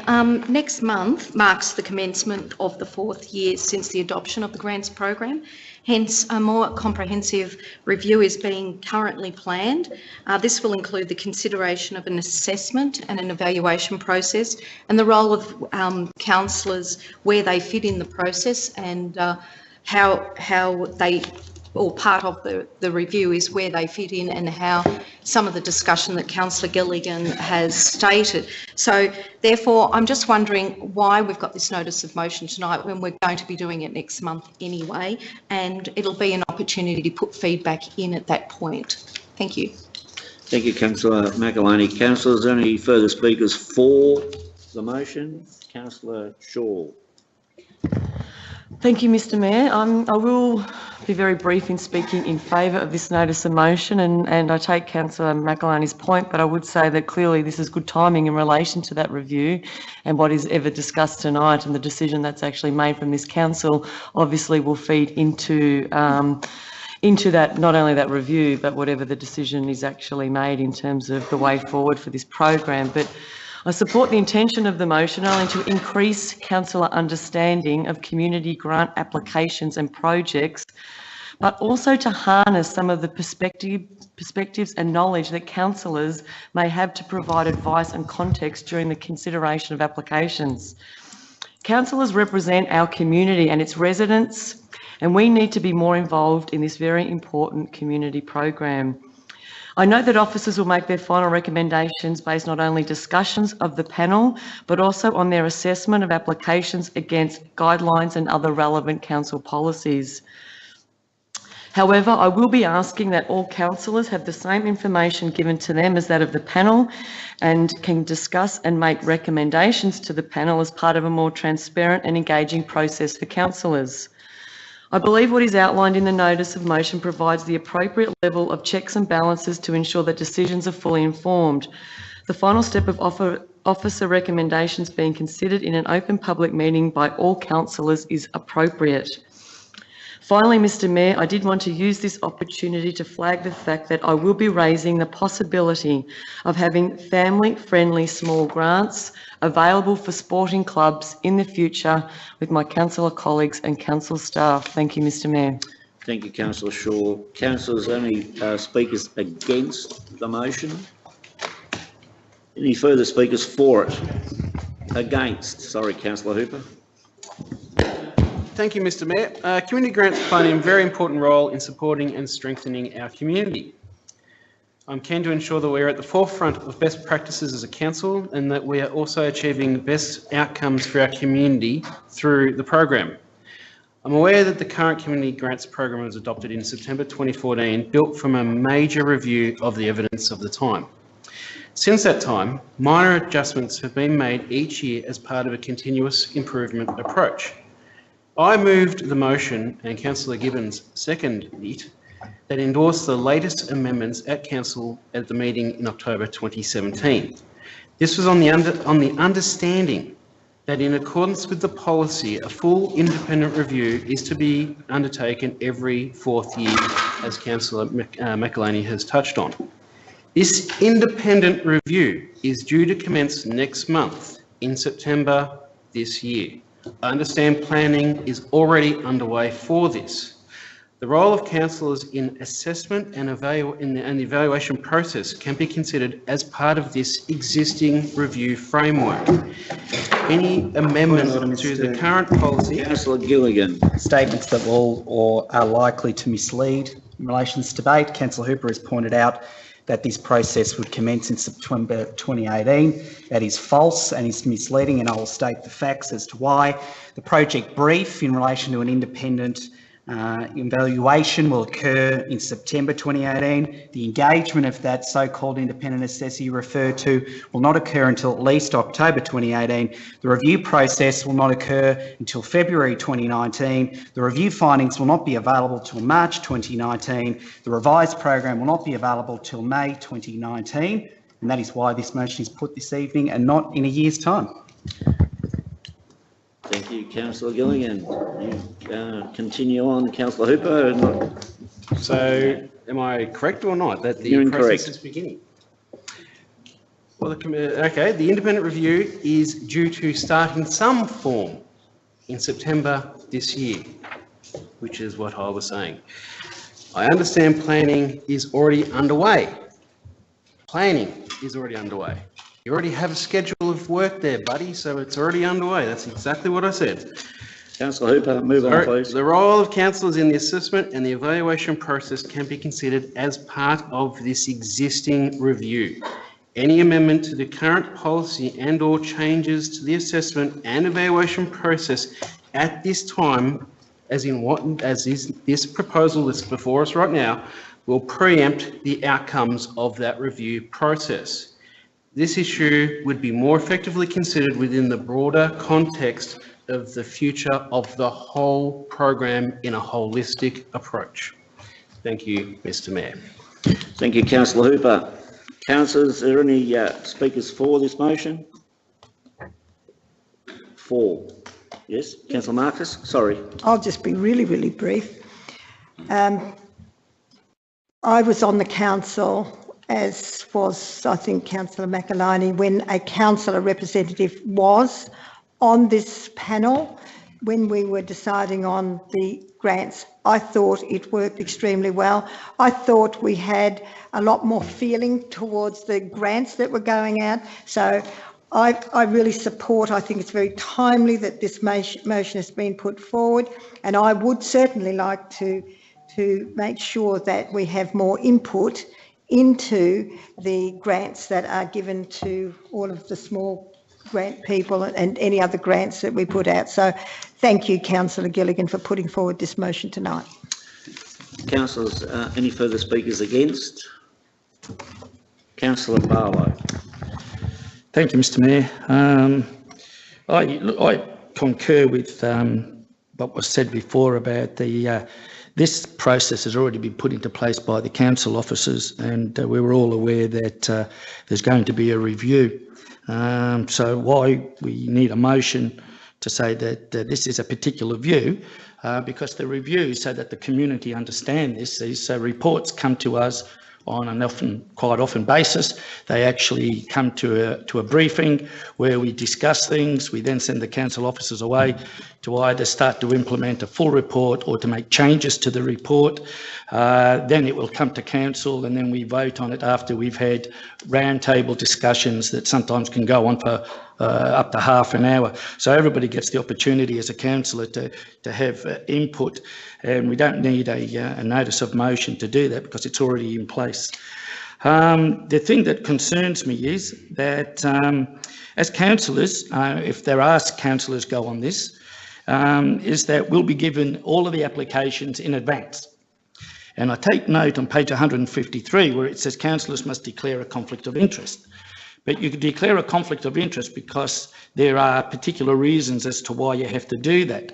But if for example, you are a very sports-minded individual, you may lean towards more sporting type clubs to receive money on grants, or it may be if you were leaning towards more elderly groups where you want to push money towards organisations that are dealing with the elderly or with children. Point of order, Mr. Mayor. I'm sorry, I have to clarify this around, once again, statements that are likely to mislead.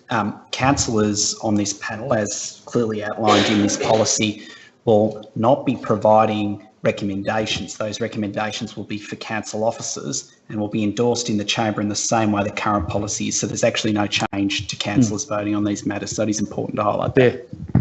Thank you, Councillor.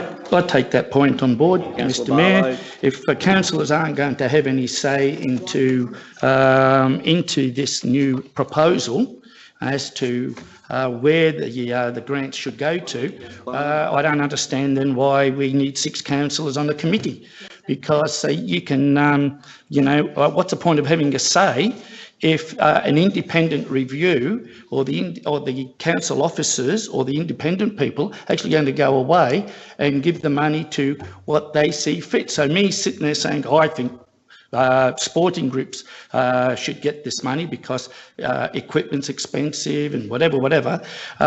If we can't have a say, what's the point of being there?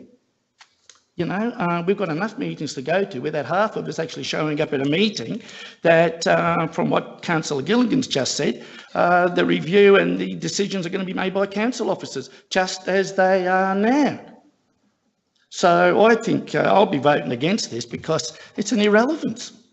An irrelevance from his very own words just now, saying the decisions were going to be made by council officers. I'll finish. Thank you. Councillor Barlow, thank you.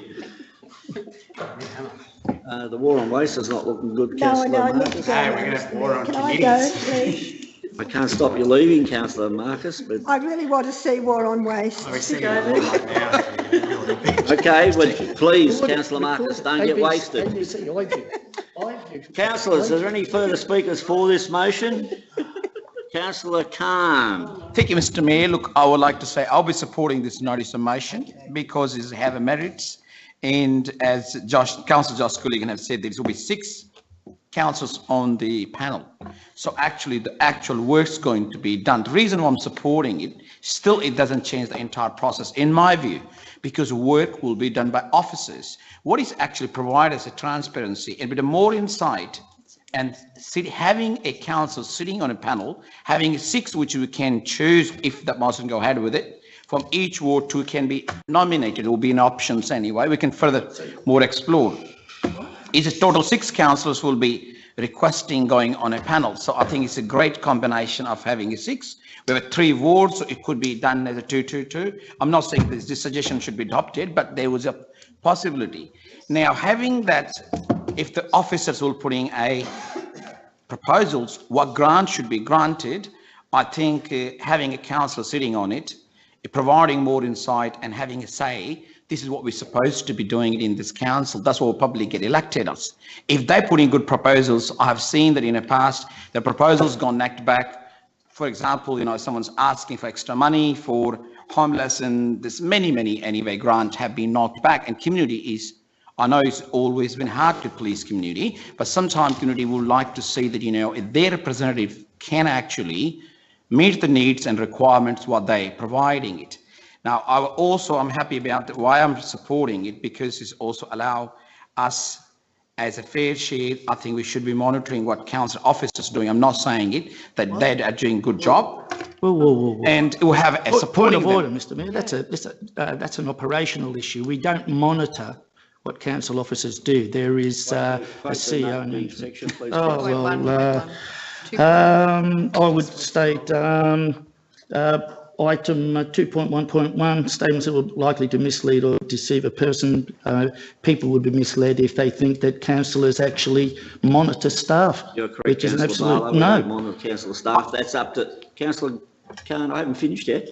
That's up to the officers and under the delegation that we give to them and the CEO. So we certainly don't do that. Yeah, thank you, Mr. Mayor. I think the Councillor Barrow have an error in understanding of my word. Councillor Khan, I've just... Let me finish it.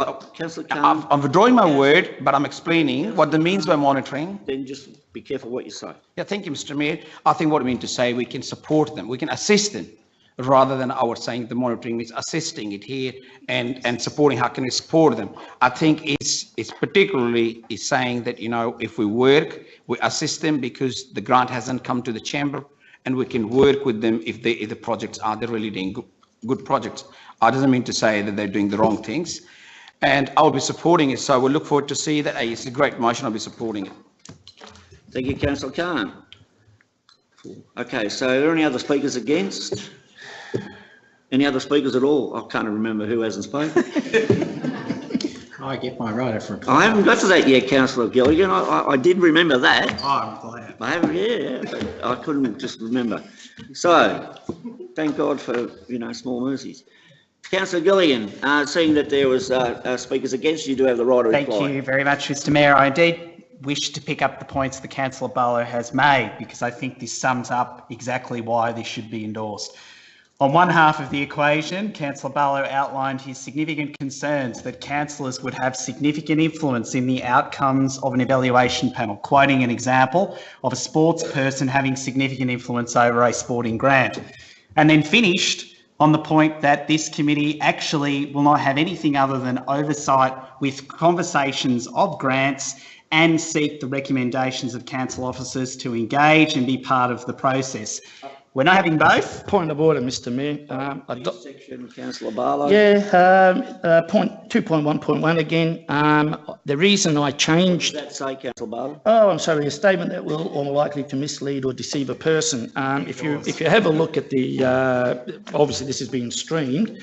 I was going down that direction. He's perfectly correct until Councillor Gilligan called a point of order and then re-clarified saying that the councillors wouldn't have any input and wouldn't stop the council office from standing. Well, that changed the whole complex of Thank you, that. Councillor Barlow, you're correct. Councillor Gilligan. Thank you, Councillor Barlow. I'd recommend you read the paper because the paper is very, very clear about making sure that council officers provide recommendations. We get to see the scope of the grants in grants programs. I'd encourage you to list me half a dozen grants that are getting funded in each of these streams. I couldn't tell you off the top of my head. That's the problem I'm seeking to try and address. We should be part of this process together in the same way we are together on so many other things, whether it's uniting on advocacy with council officers together, but also making sure that we keep the safeguards that are absolutely necessary when it comes to ensuring that we have transparency and accountability in relation to the grants program, as there always has been and as there always will be. It is just about having us being brought along the journey together. And finally, I really do want to touch on the misleading points that were made before around the scope of how long this review will be. It will not conclude until May 2019. That is quite a long time away. Who knows what will happen between now and May next year. It really is about putting this up in a very clear context by giving a direction about what we believe should occur in the establishment of this panel. And I also note that we are seeking a council report in the same way we did in the last notice of motion to ensure that we have consistency together, working with council officers and councillors to deliver a robust grants and subsidies policy, but has the overarching principle that we want to be part of this process, even if it's just an observatory and as an observer. Nevertheless, it is about being part of the grants process, because right now we're not to the extent that we could be, and it really is something that I, as a community representative, want to. Councillor Sorry, clause 2.1.1, statement of facts are incorrect. I actually do think we vote on where the grants are going to. That's correct. Yes, you are correct, Councillor Hooper. Well, glad you called it, because I'm getting tired trying Thank to you, run the place. Councillor Gilligan. You have Look, 35 seconds, I do, Councillor. and I'll just add, I mean, I think I'm rehashing what's already in the document. Read the paper. 6 people appointed, 11 council OCM will endorse grants policies, and indeed grants that come before us. Thank you, Don't quite know Councillor how I said Gilligan. misleading. Councillors, can you please indicate clearly all those in favour of the motion?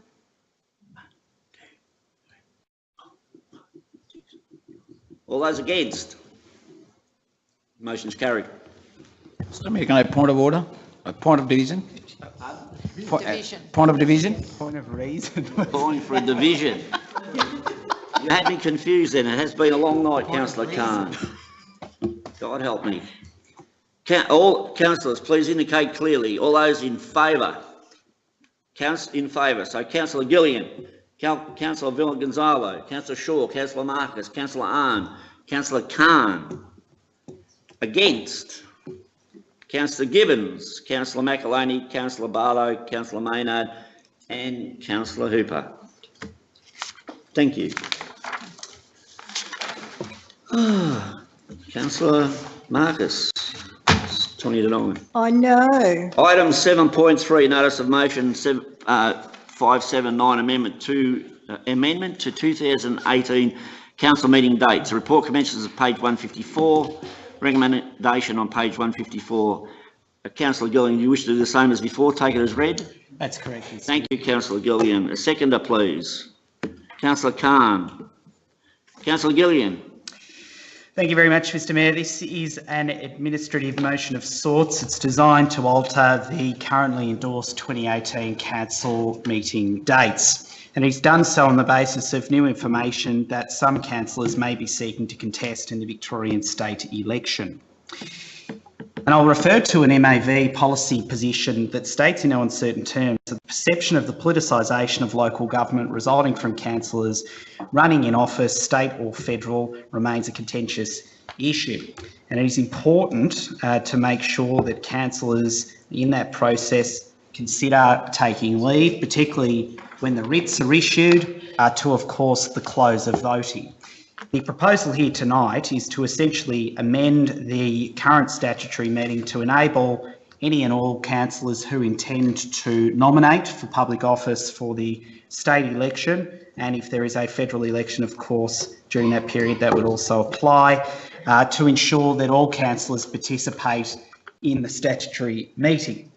Now, the original date for the 21st of November 2018 was actually meant to be, technically speaking, the 14th of November. That was extended due to the previous mayor heading over to Barcelona and as a result extending the mayoral week forward.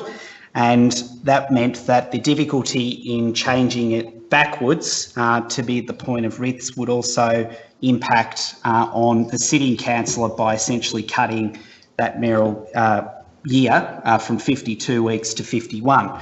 So because of that, because of those two factors, I have proposed to therefore extend it to the 28th. That would ensure the democratic participation of all 11 councillors beyond the scope of the law, and of course making sure that any councillor that obviously wishes to contest in a state or federal election are entitled to do so, but that they are also given the opportunity to exercise their right as an elected representative at that statutory meeting. Right now, under the current interpretation of provisions, they would be locked out.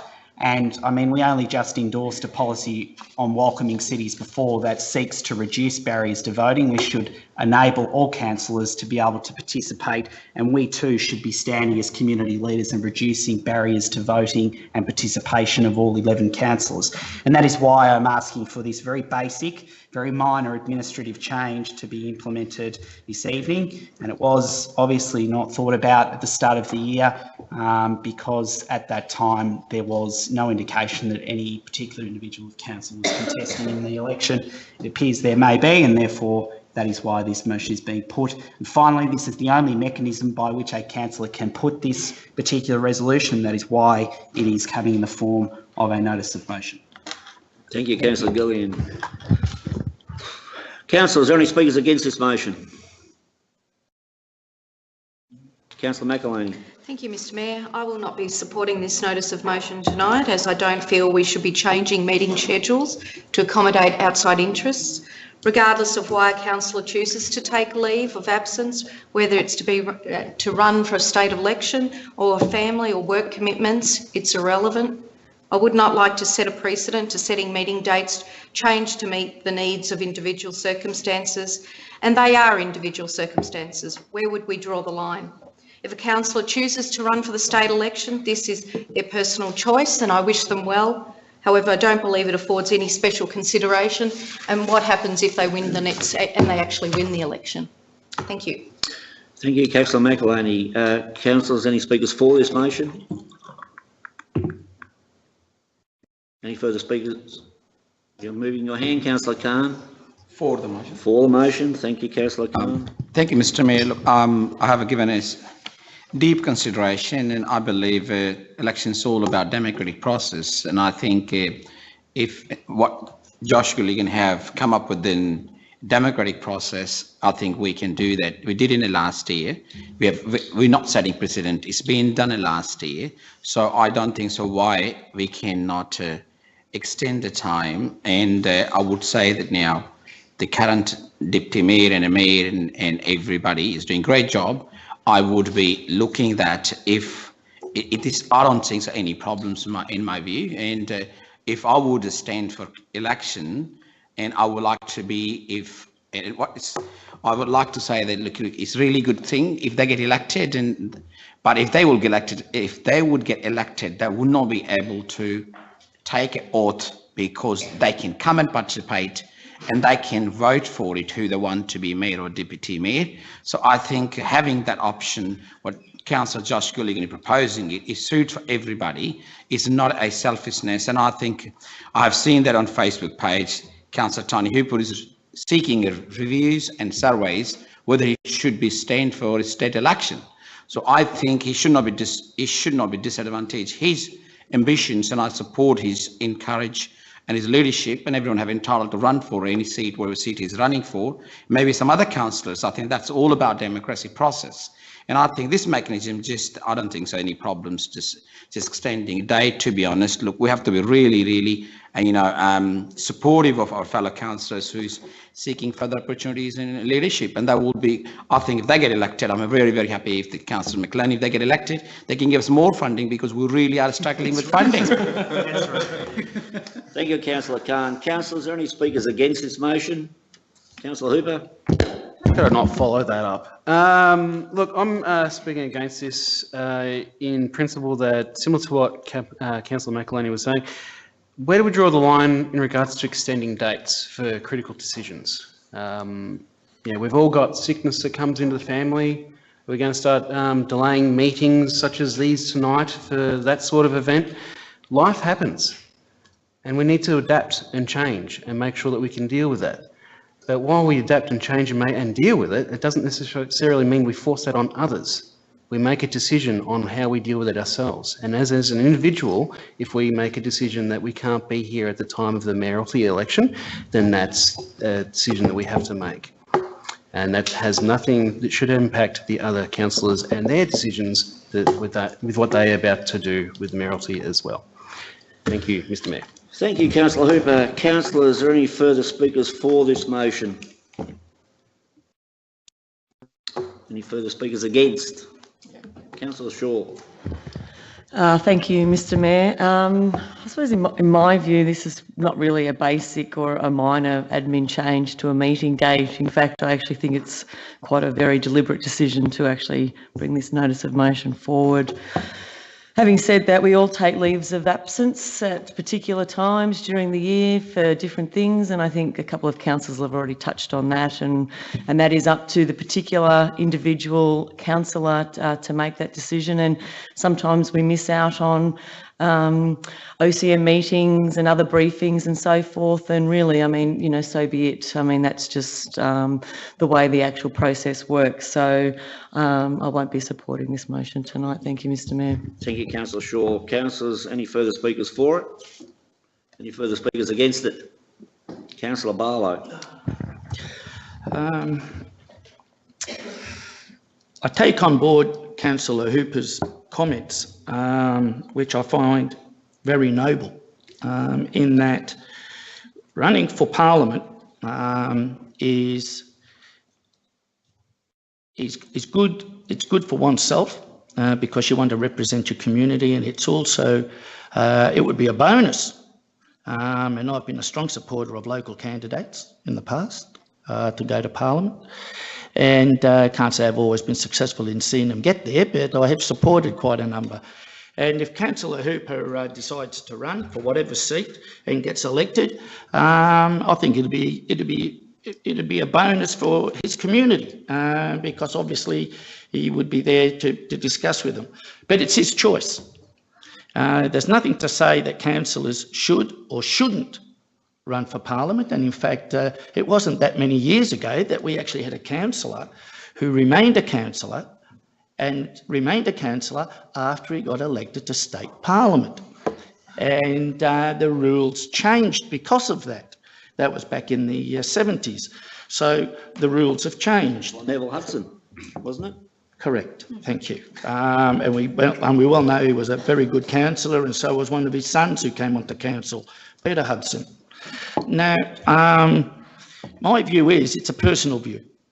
If you want to, let's say, for example, I was waiting for an operation, and we all know what the public system's like.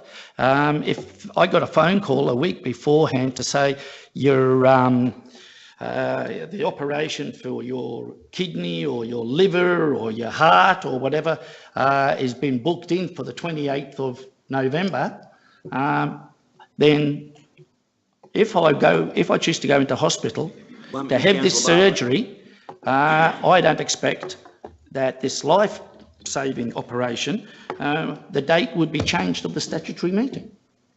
I wouldn't expect it. Wouldn't expect it.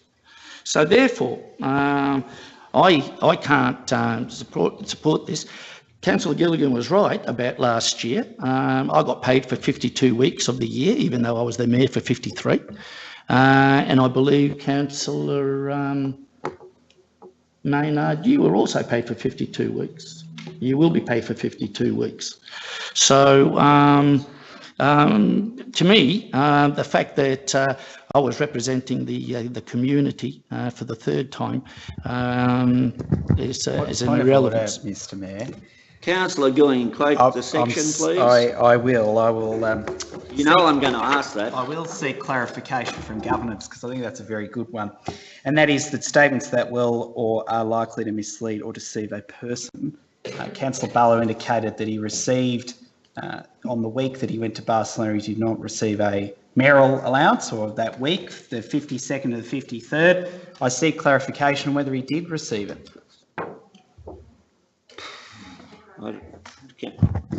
Mr. Acting CEO, please help. My understanding in the council expenses report he did, so that was why I was just clarifying. So through you, Mr Mayor, I think that's something we'd have to take offline and confirm.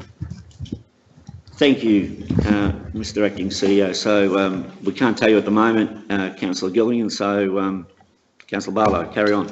Thank you. So, and at the moment, there's only one person that's made it public that wants to run for state government, or is seeking endorsement from his community that it would be a good idea for him to do it. We could be going, fair enough. Therefore, I don't even know if anybody else is going to bother to run. So we're probably doing an exercise in futility. Might be a short job. Councillors, any speakers for further? Any speakers against further? None. Okay, I put it to the vote though. Oh, no, I'm running from. Oh, you do, sorry. I was just making sure that you were remembering. It's obviously disappointing. This is a minor amendment. In the last 2 weeks, we've had councillors on the public record attacking other councillors on good governance. We've had leaks, and now we're going to have councillors essentially locking out other councillors in participation of a statutory meeting. It is very disappointing as to where we're heading down this pathway. I hope that this, beyond this particular vote, is not the trajectory that we continue down. Who knows whether there are going to be other candidates that contest in the upcoming election. They should have the capacity to also exercise their local government duties as well as contest. I do not believe that individuals should put their own individual interests before that of those that they were elected for.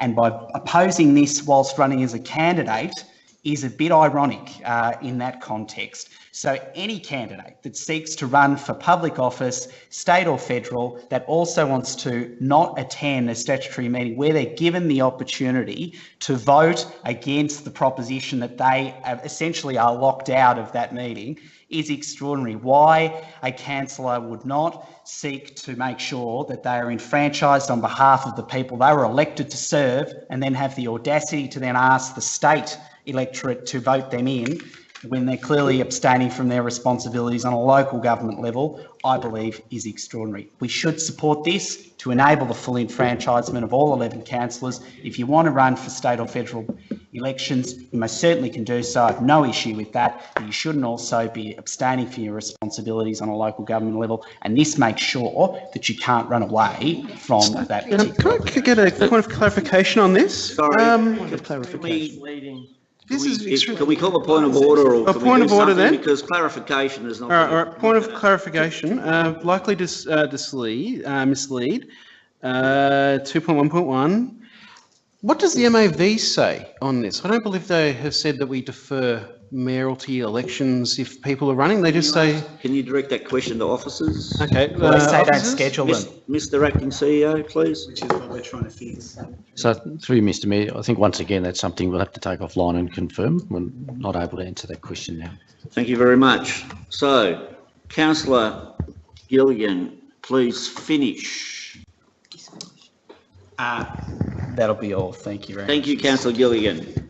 Now, absolutely, pretty much I'm almost certain that no one else is going to speak, because I think everyone's almost done it, and really, I want to get out of here and watch War on Waste too. So, I won't say that I'm taping it. So all those, please indicate clearly, councillors, all those in favour? 1, 2, 3, 4, 5. All those against? 1, 2, 3, 4, 5, 6. The motion is defeated. Are you surprised when calling for a division, Councillor Gilligan? I most certainly want to. All those in favour then, please raise your hand. Councillor Gilligan. Always entitled to, Councillor, aren't they? Of course. But we don't have to do that now because it's recorded. Councillor Villagonzalo, Councillor Marcus, Councillor Ahn and Councillor Khan. All those against? Councillor Gibbons, Councillor McElhaney, Councillor Barlow, Councillor Maynard, Councillor Shaw and Councillor Hooper. Thank you. Moving right along. Item 8 on the agenda is Council Seal. Item 8.1, C1957/18, Workspace Efficiency Project, Fit Out and Refurbishment of Wyndham City Council Centre. The report commences on page 155 with recommendation on page 156. Attachments are printed in separate confidential document. Councillors, can I have a mover, please? Please, Councillor Gibbons. Excuse me, seconder, Councillor Hooper. Do we just, oh, no. Discussion, councillors. Discussion? No, no discussion? Heaps tonight. That's okay, just want to make sure. Councillors, all those in favour? Against? The motion is carried.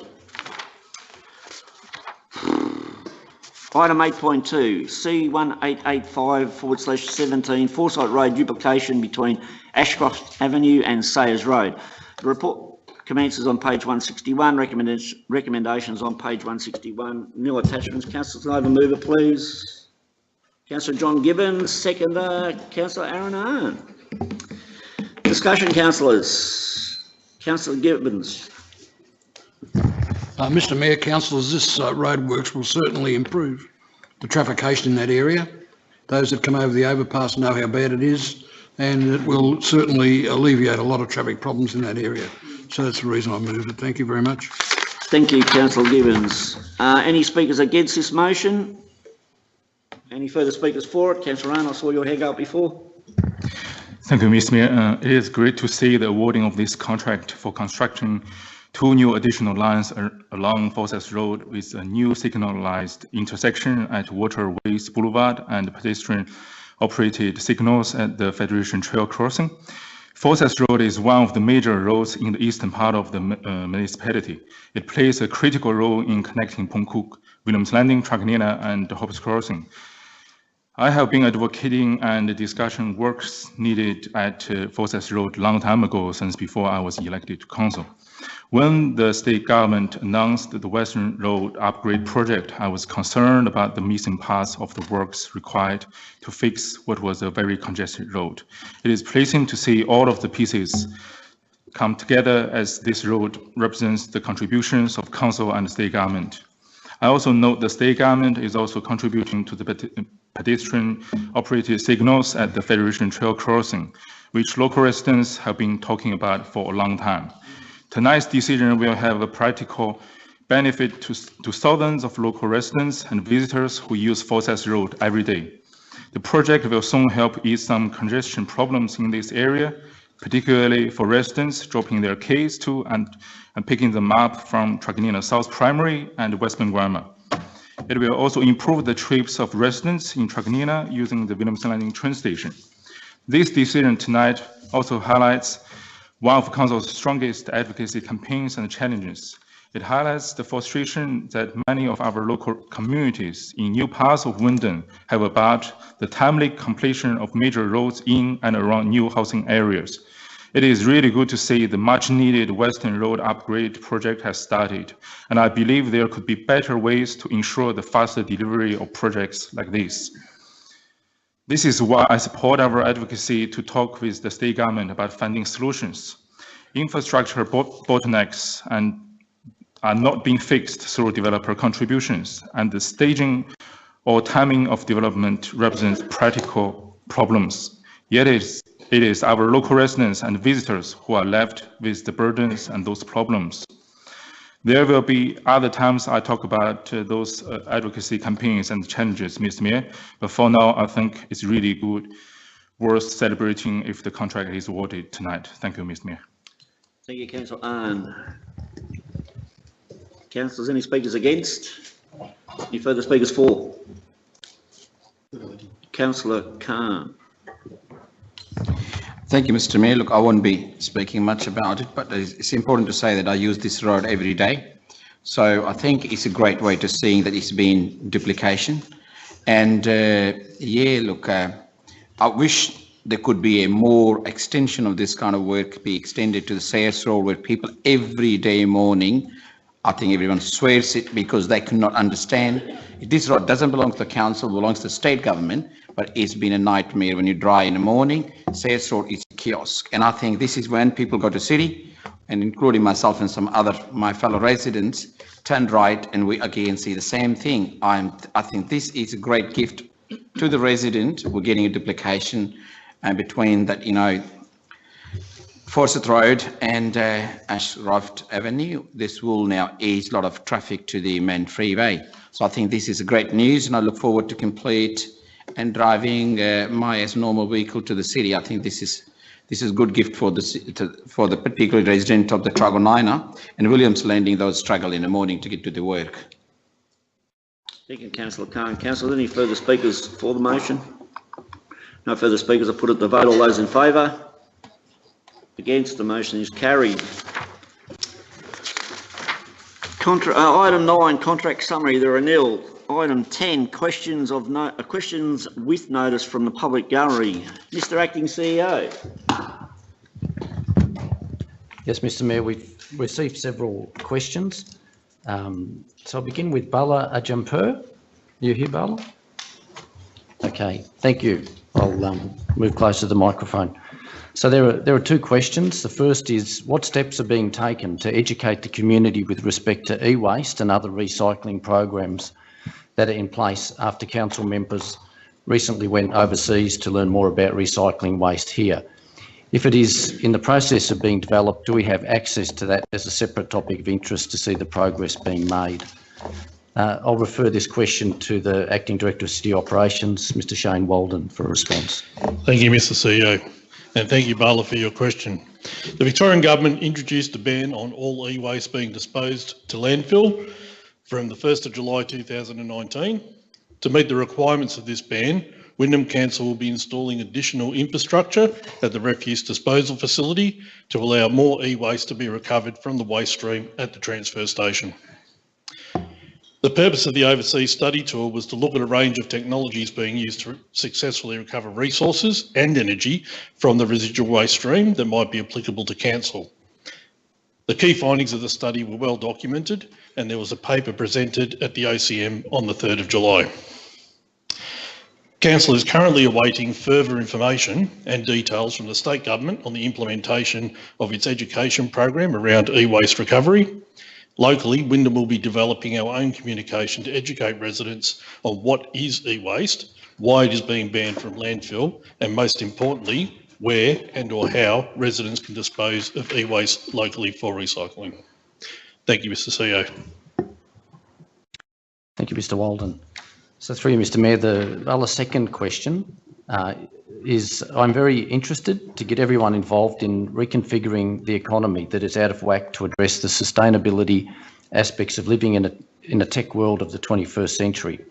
This includes people from the political system, manufacturing system, wholesale and retail systems, and most importantly, the waste system, to come together on a single platform to interact at senior management levels to provide solutions to the community at large. How can I make this happen? Mr. Mayor, I'd like to refer this question to the Acting Director of City Economy, Innovation and Livability, Mr. Peter McKinnon, for a response. Thank you, Mr. Acting CEO, and thank you, Bala, for your question. I'd like to inform you that Wyndham is part of the Western Alliance for Greenhouse Action, which also works to respond to climate change across not only Wyndham City, but also the wider Western Metropolitan region. And within that, we're trying to make a transition to a low carbon society. The Greenhouse Action Plan is also being developed by Council, and we're going to be offering individuals, including yourself and the wider community, an opportunity to comment, and that will go to Council hopefully in the next couple of months. So keep an eye out for that, for some opportunities to make comment to us. We're hoping some of the actions will include technological solutions, and this will improve the sustainability and reduce emissions, including the provision of renewable energy. And as I said, there'll be an opportunity for individuals to comment hopefully later this year. Now, in response to waste management and planning, state government agencies such as the Metropolitan Waste and Resource Recovery Group have dedicated networks for both local government and industry that meet regularly to discuss and improve municipal waste management and planning.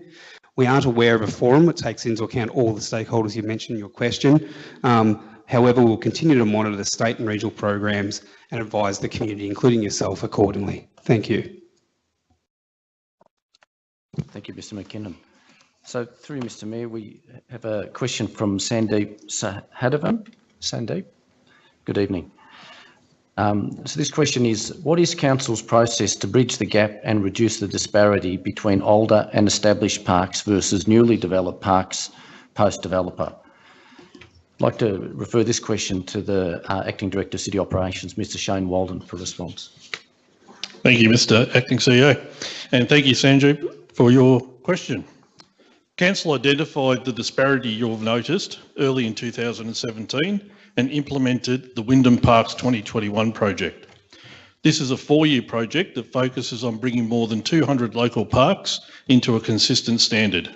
The aim is that all parks are welcoming and safe through the provision of signage, accessible pathways, fences, and that they meet all of the Disability Discrimination Act requirements. That these parks will be comfortable with the provision of shade trees, structures, seating and drinking fountains, that they'll be attractive with entry gardens or similar features to welcome people into the parks, that they'll be equipped with suitable play equipment where formal playgrounds are provided, and also provide nature play elements. In addition, Council is in the process of producing landscape development levels of service. This document identifies the embellishment levels for the various parks identified within the Wyndham Open Space Strategy 2040. The landscape development levels of service will ensure that parks, whether delivered by council or developers, are designed equitably across the open space network, regardless of whether they are in newer or in older areas. This is important to ensure that park embellishments are fit for purpose and that the maintenance and renewal activities are financially sustainable for the community into the future. Thank you, Mr Acting CEO. Thank you, Mr Walden. I think, Sandeep, that was a good question for a developing municipality like Wyndham, where we have so many new parts of the city and the older parts, and that's a good question to ask. Thank you. So we have two further questions from Rashid Yamin. Good evening. So Rashid's first question is, recent changes to the Victorian Planning Scheme, Amendment VC 148, provide changes that include direction for sensible planning, particularly for development with direct access to principal public transport networks. Have these, or will these, major changes be considered for the Wyndham Housing and Neighbourhood Character Strategy prior to potentially adopting such a crucial strategy which will ultimately impact on local policy and future development? Mr Mayor, I'd like to refer this question to the Acting Director of City Economy, Innovation and Livability, Mr Peter McKinnon, for a response. Thank you, and thank you for the question, Rashid. When the amendment is submitted to the Minister for authorisation, it will need to be consistent with Amendment VC 148 before it gets authorised, so that consistency and that alignment with state policy is critical. It's also worth noting that the main objective of VC 148 is it was approved by the Minister on the 31st of July 2018, and it's to streamline that planning system, so it does not change the state or local planning policy framework. So thank you, Mr McKinnon. So Rashid's second question is, the Wyndham Housing and Neighbourhood Character Strategy includes large areas as incremental change areas of the municipality, particularly at Ballan Road. Streets such as Ballan Road have a mixed use and varied development types within the residential zone. Have these existing characteristics that seem to be inconsistent with the proposed changes been considered in the overall strategy? Do places such as Ballan Road actually reflect characteristics of garden court / incremental change areas, or will this be subject to further study? Mr Mayor, again, I'd like to refer this question to the Acting Director of City Economy, Innovation and Livability, Mr Peter McKinnon, for a response. Thank you once again, and thanks again for the question, Rashid. The neighbourhood character report that's prepared by the consultants for council includes detailed analysis of different neighbourhood character types in all established residential areas in Wyndham. It's noted that neighbourhood character along Ballan Road has a number of categories which have been identified, being garden suburban opposite the racecourse, garden court west of racecourse to McGrath Road, and contemporary garden all the way up to Manor Lakes. Residential areas along Balan Road are to be retained in the general residential zone or incremental change as they are not located with an activity centre. And as per tonight's decision, if we do receive ministerial authorisation, we will be seeking further comment from the community where you can add further comment in due course. Thank you. Thank you, Mr McKinnon. Mr Mayor, that's the end of the questions this evening. Thank you, Mr Acting CEO. Councillors, item 10 on the agenda, not item 10, item 11 on the agenda is Councillor Delegates' reports. The report commences on page 170, recommendation on page 171, attachments commence on page 172. Councillors, can I have a mover, please? Councillor Khan, seconder, please. Councillor McElhaney. Councillors, as we've discussed, you now have the opportunity to speak to your reports before we vote. So does anyone wish to speak to their reports? No? Okay, I put it to the vote then. All those in favour? Against? Motion carried. Item 12, urgent business, there is nil. Item 13, confidential business. Mr Mayor, I'd like to put the motion that pursuant to section 89-2 of the Local Government Act 1989, standing orders be suspended and this meeting of council be closed to members of the public in order for council to discuss. Councillor Khan, all those in favour? Sorry, any discussion? No discussion, all those in favour? Against? Motion's carried.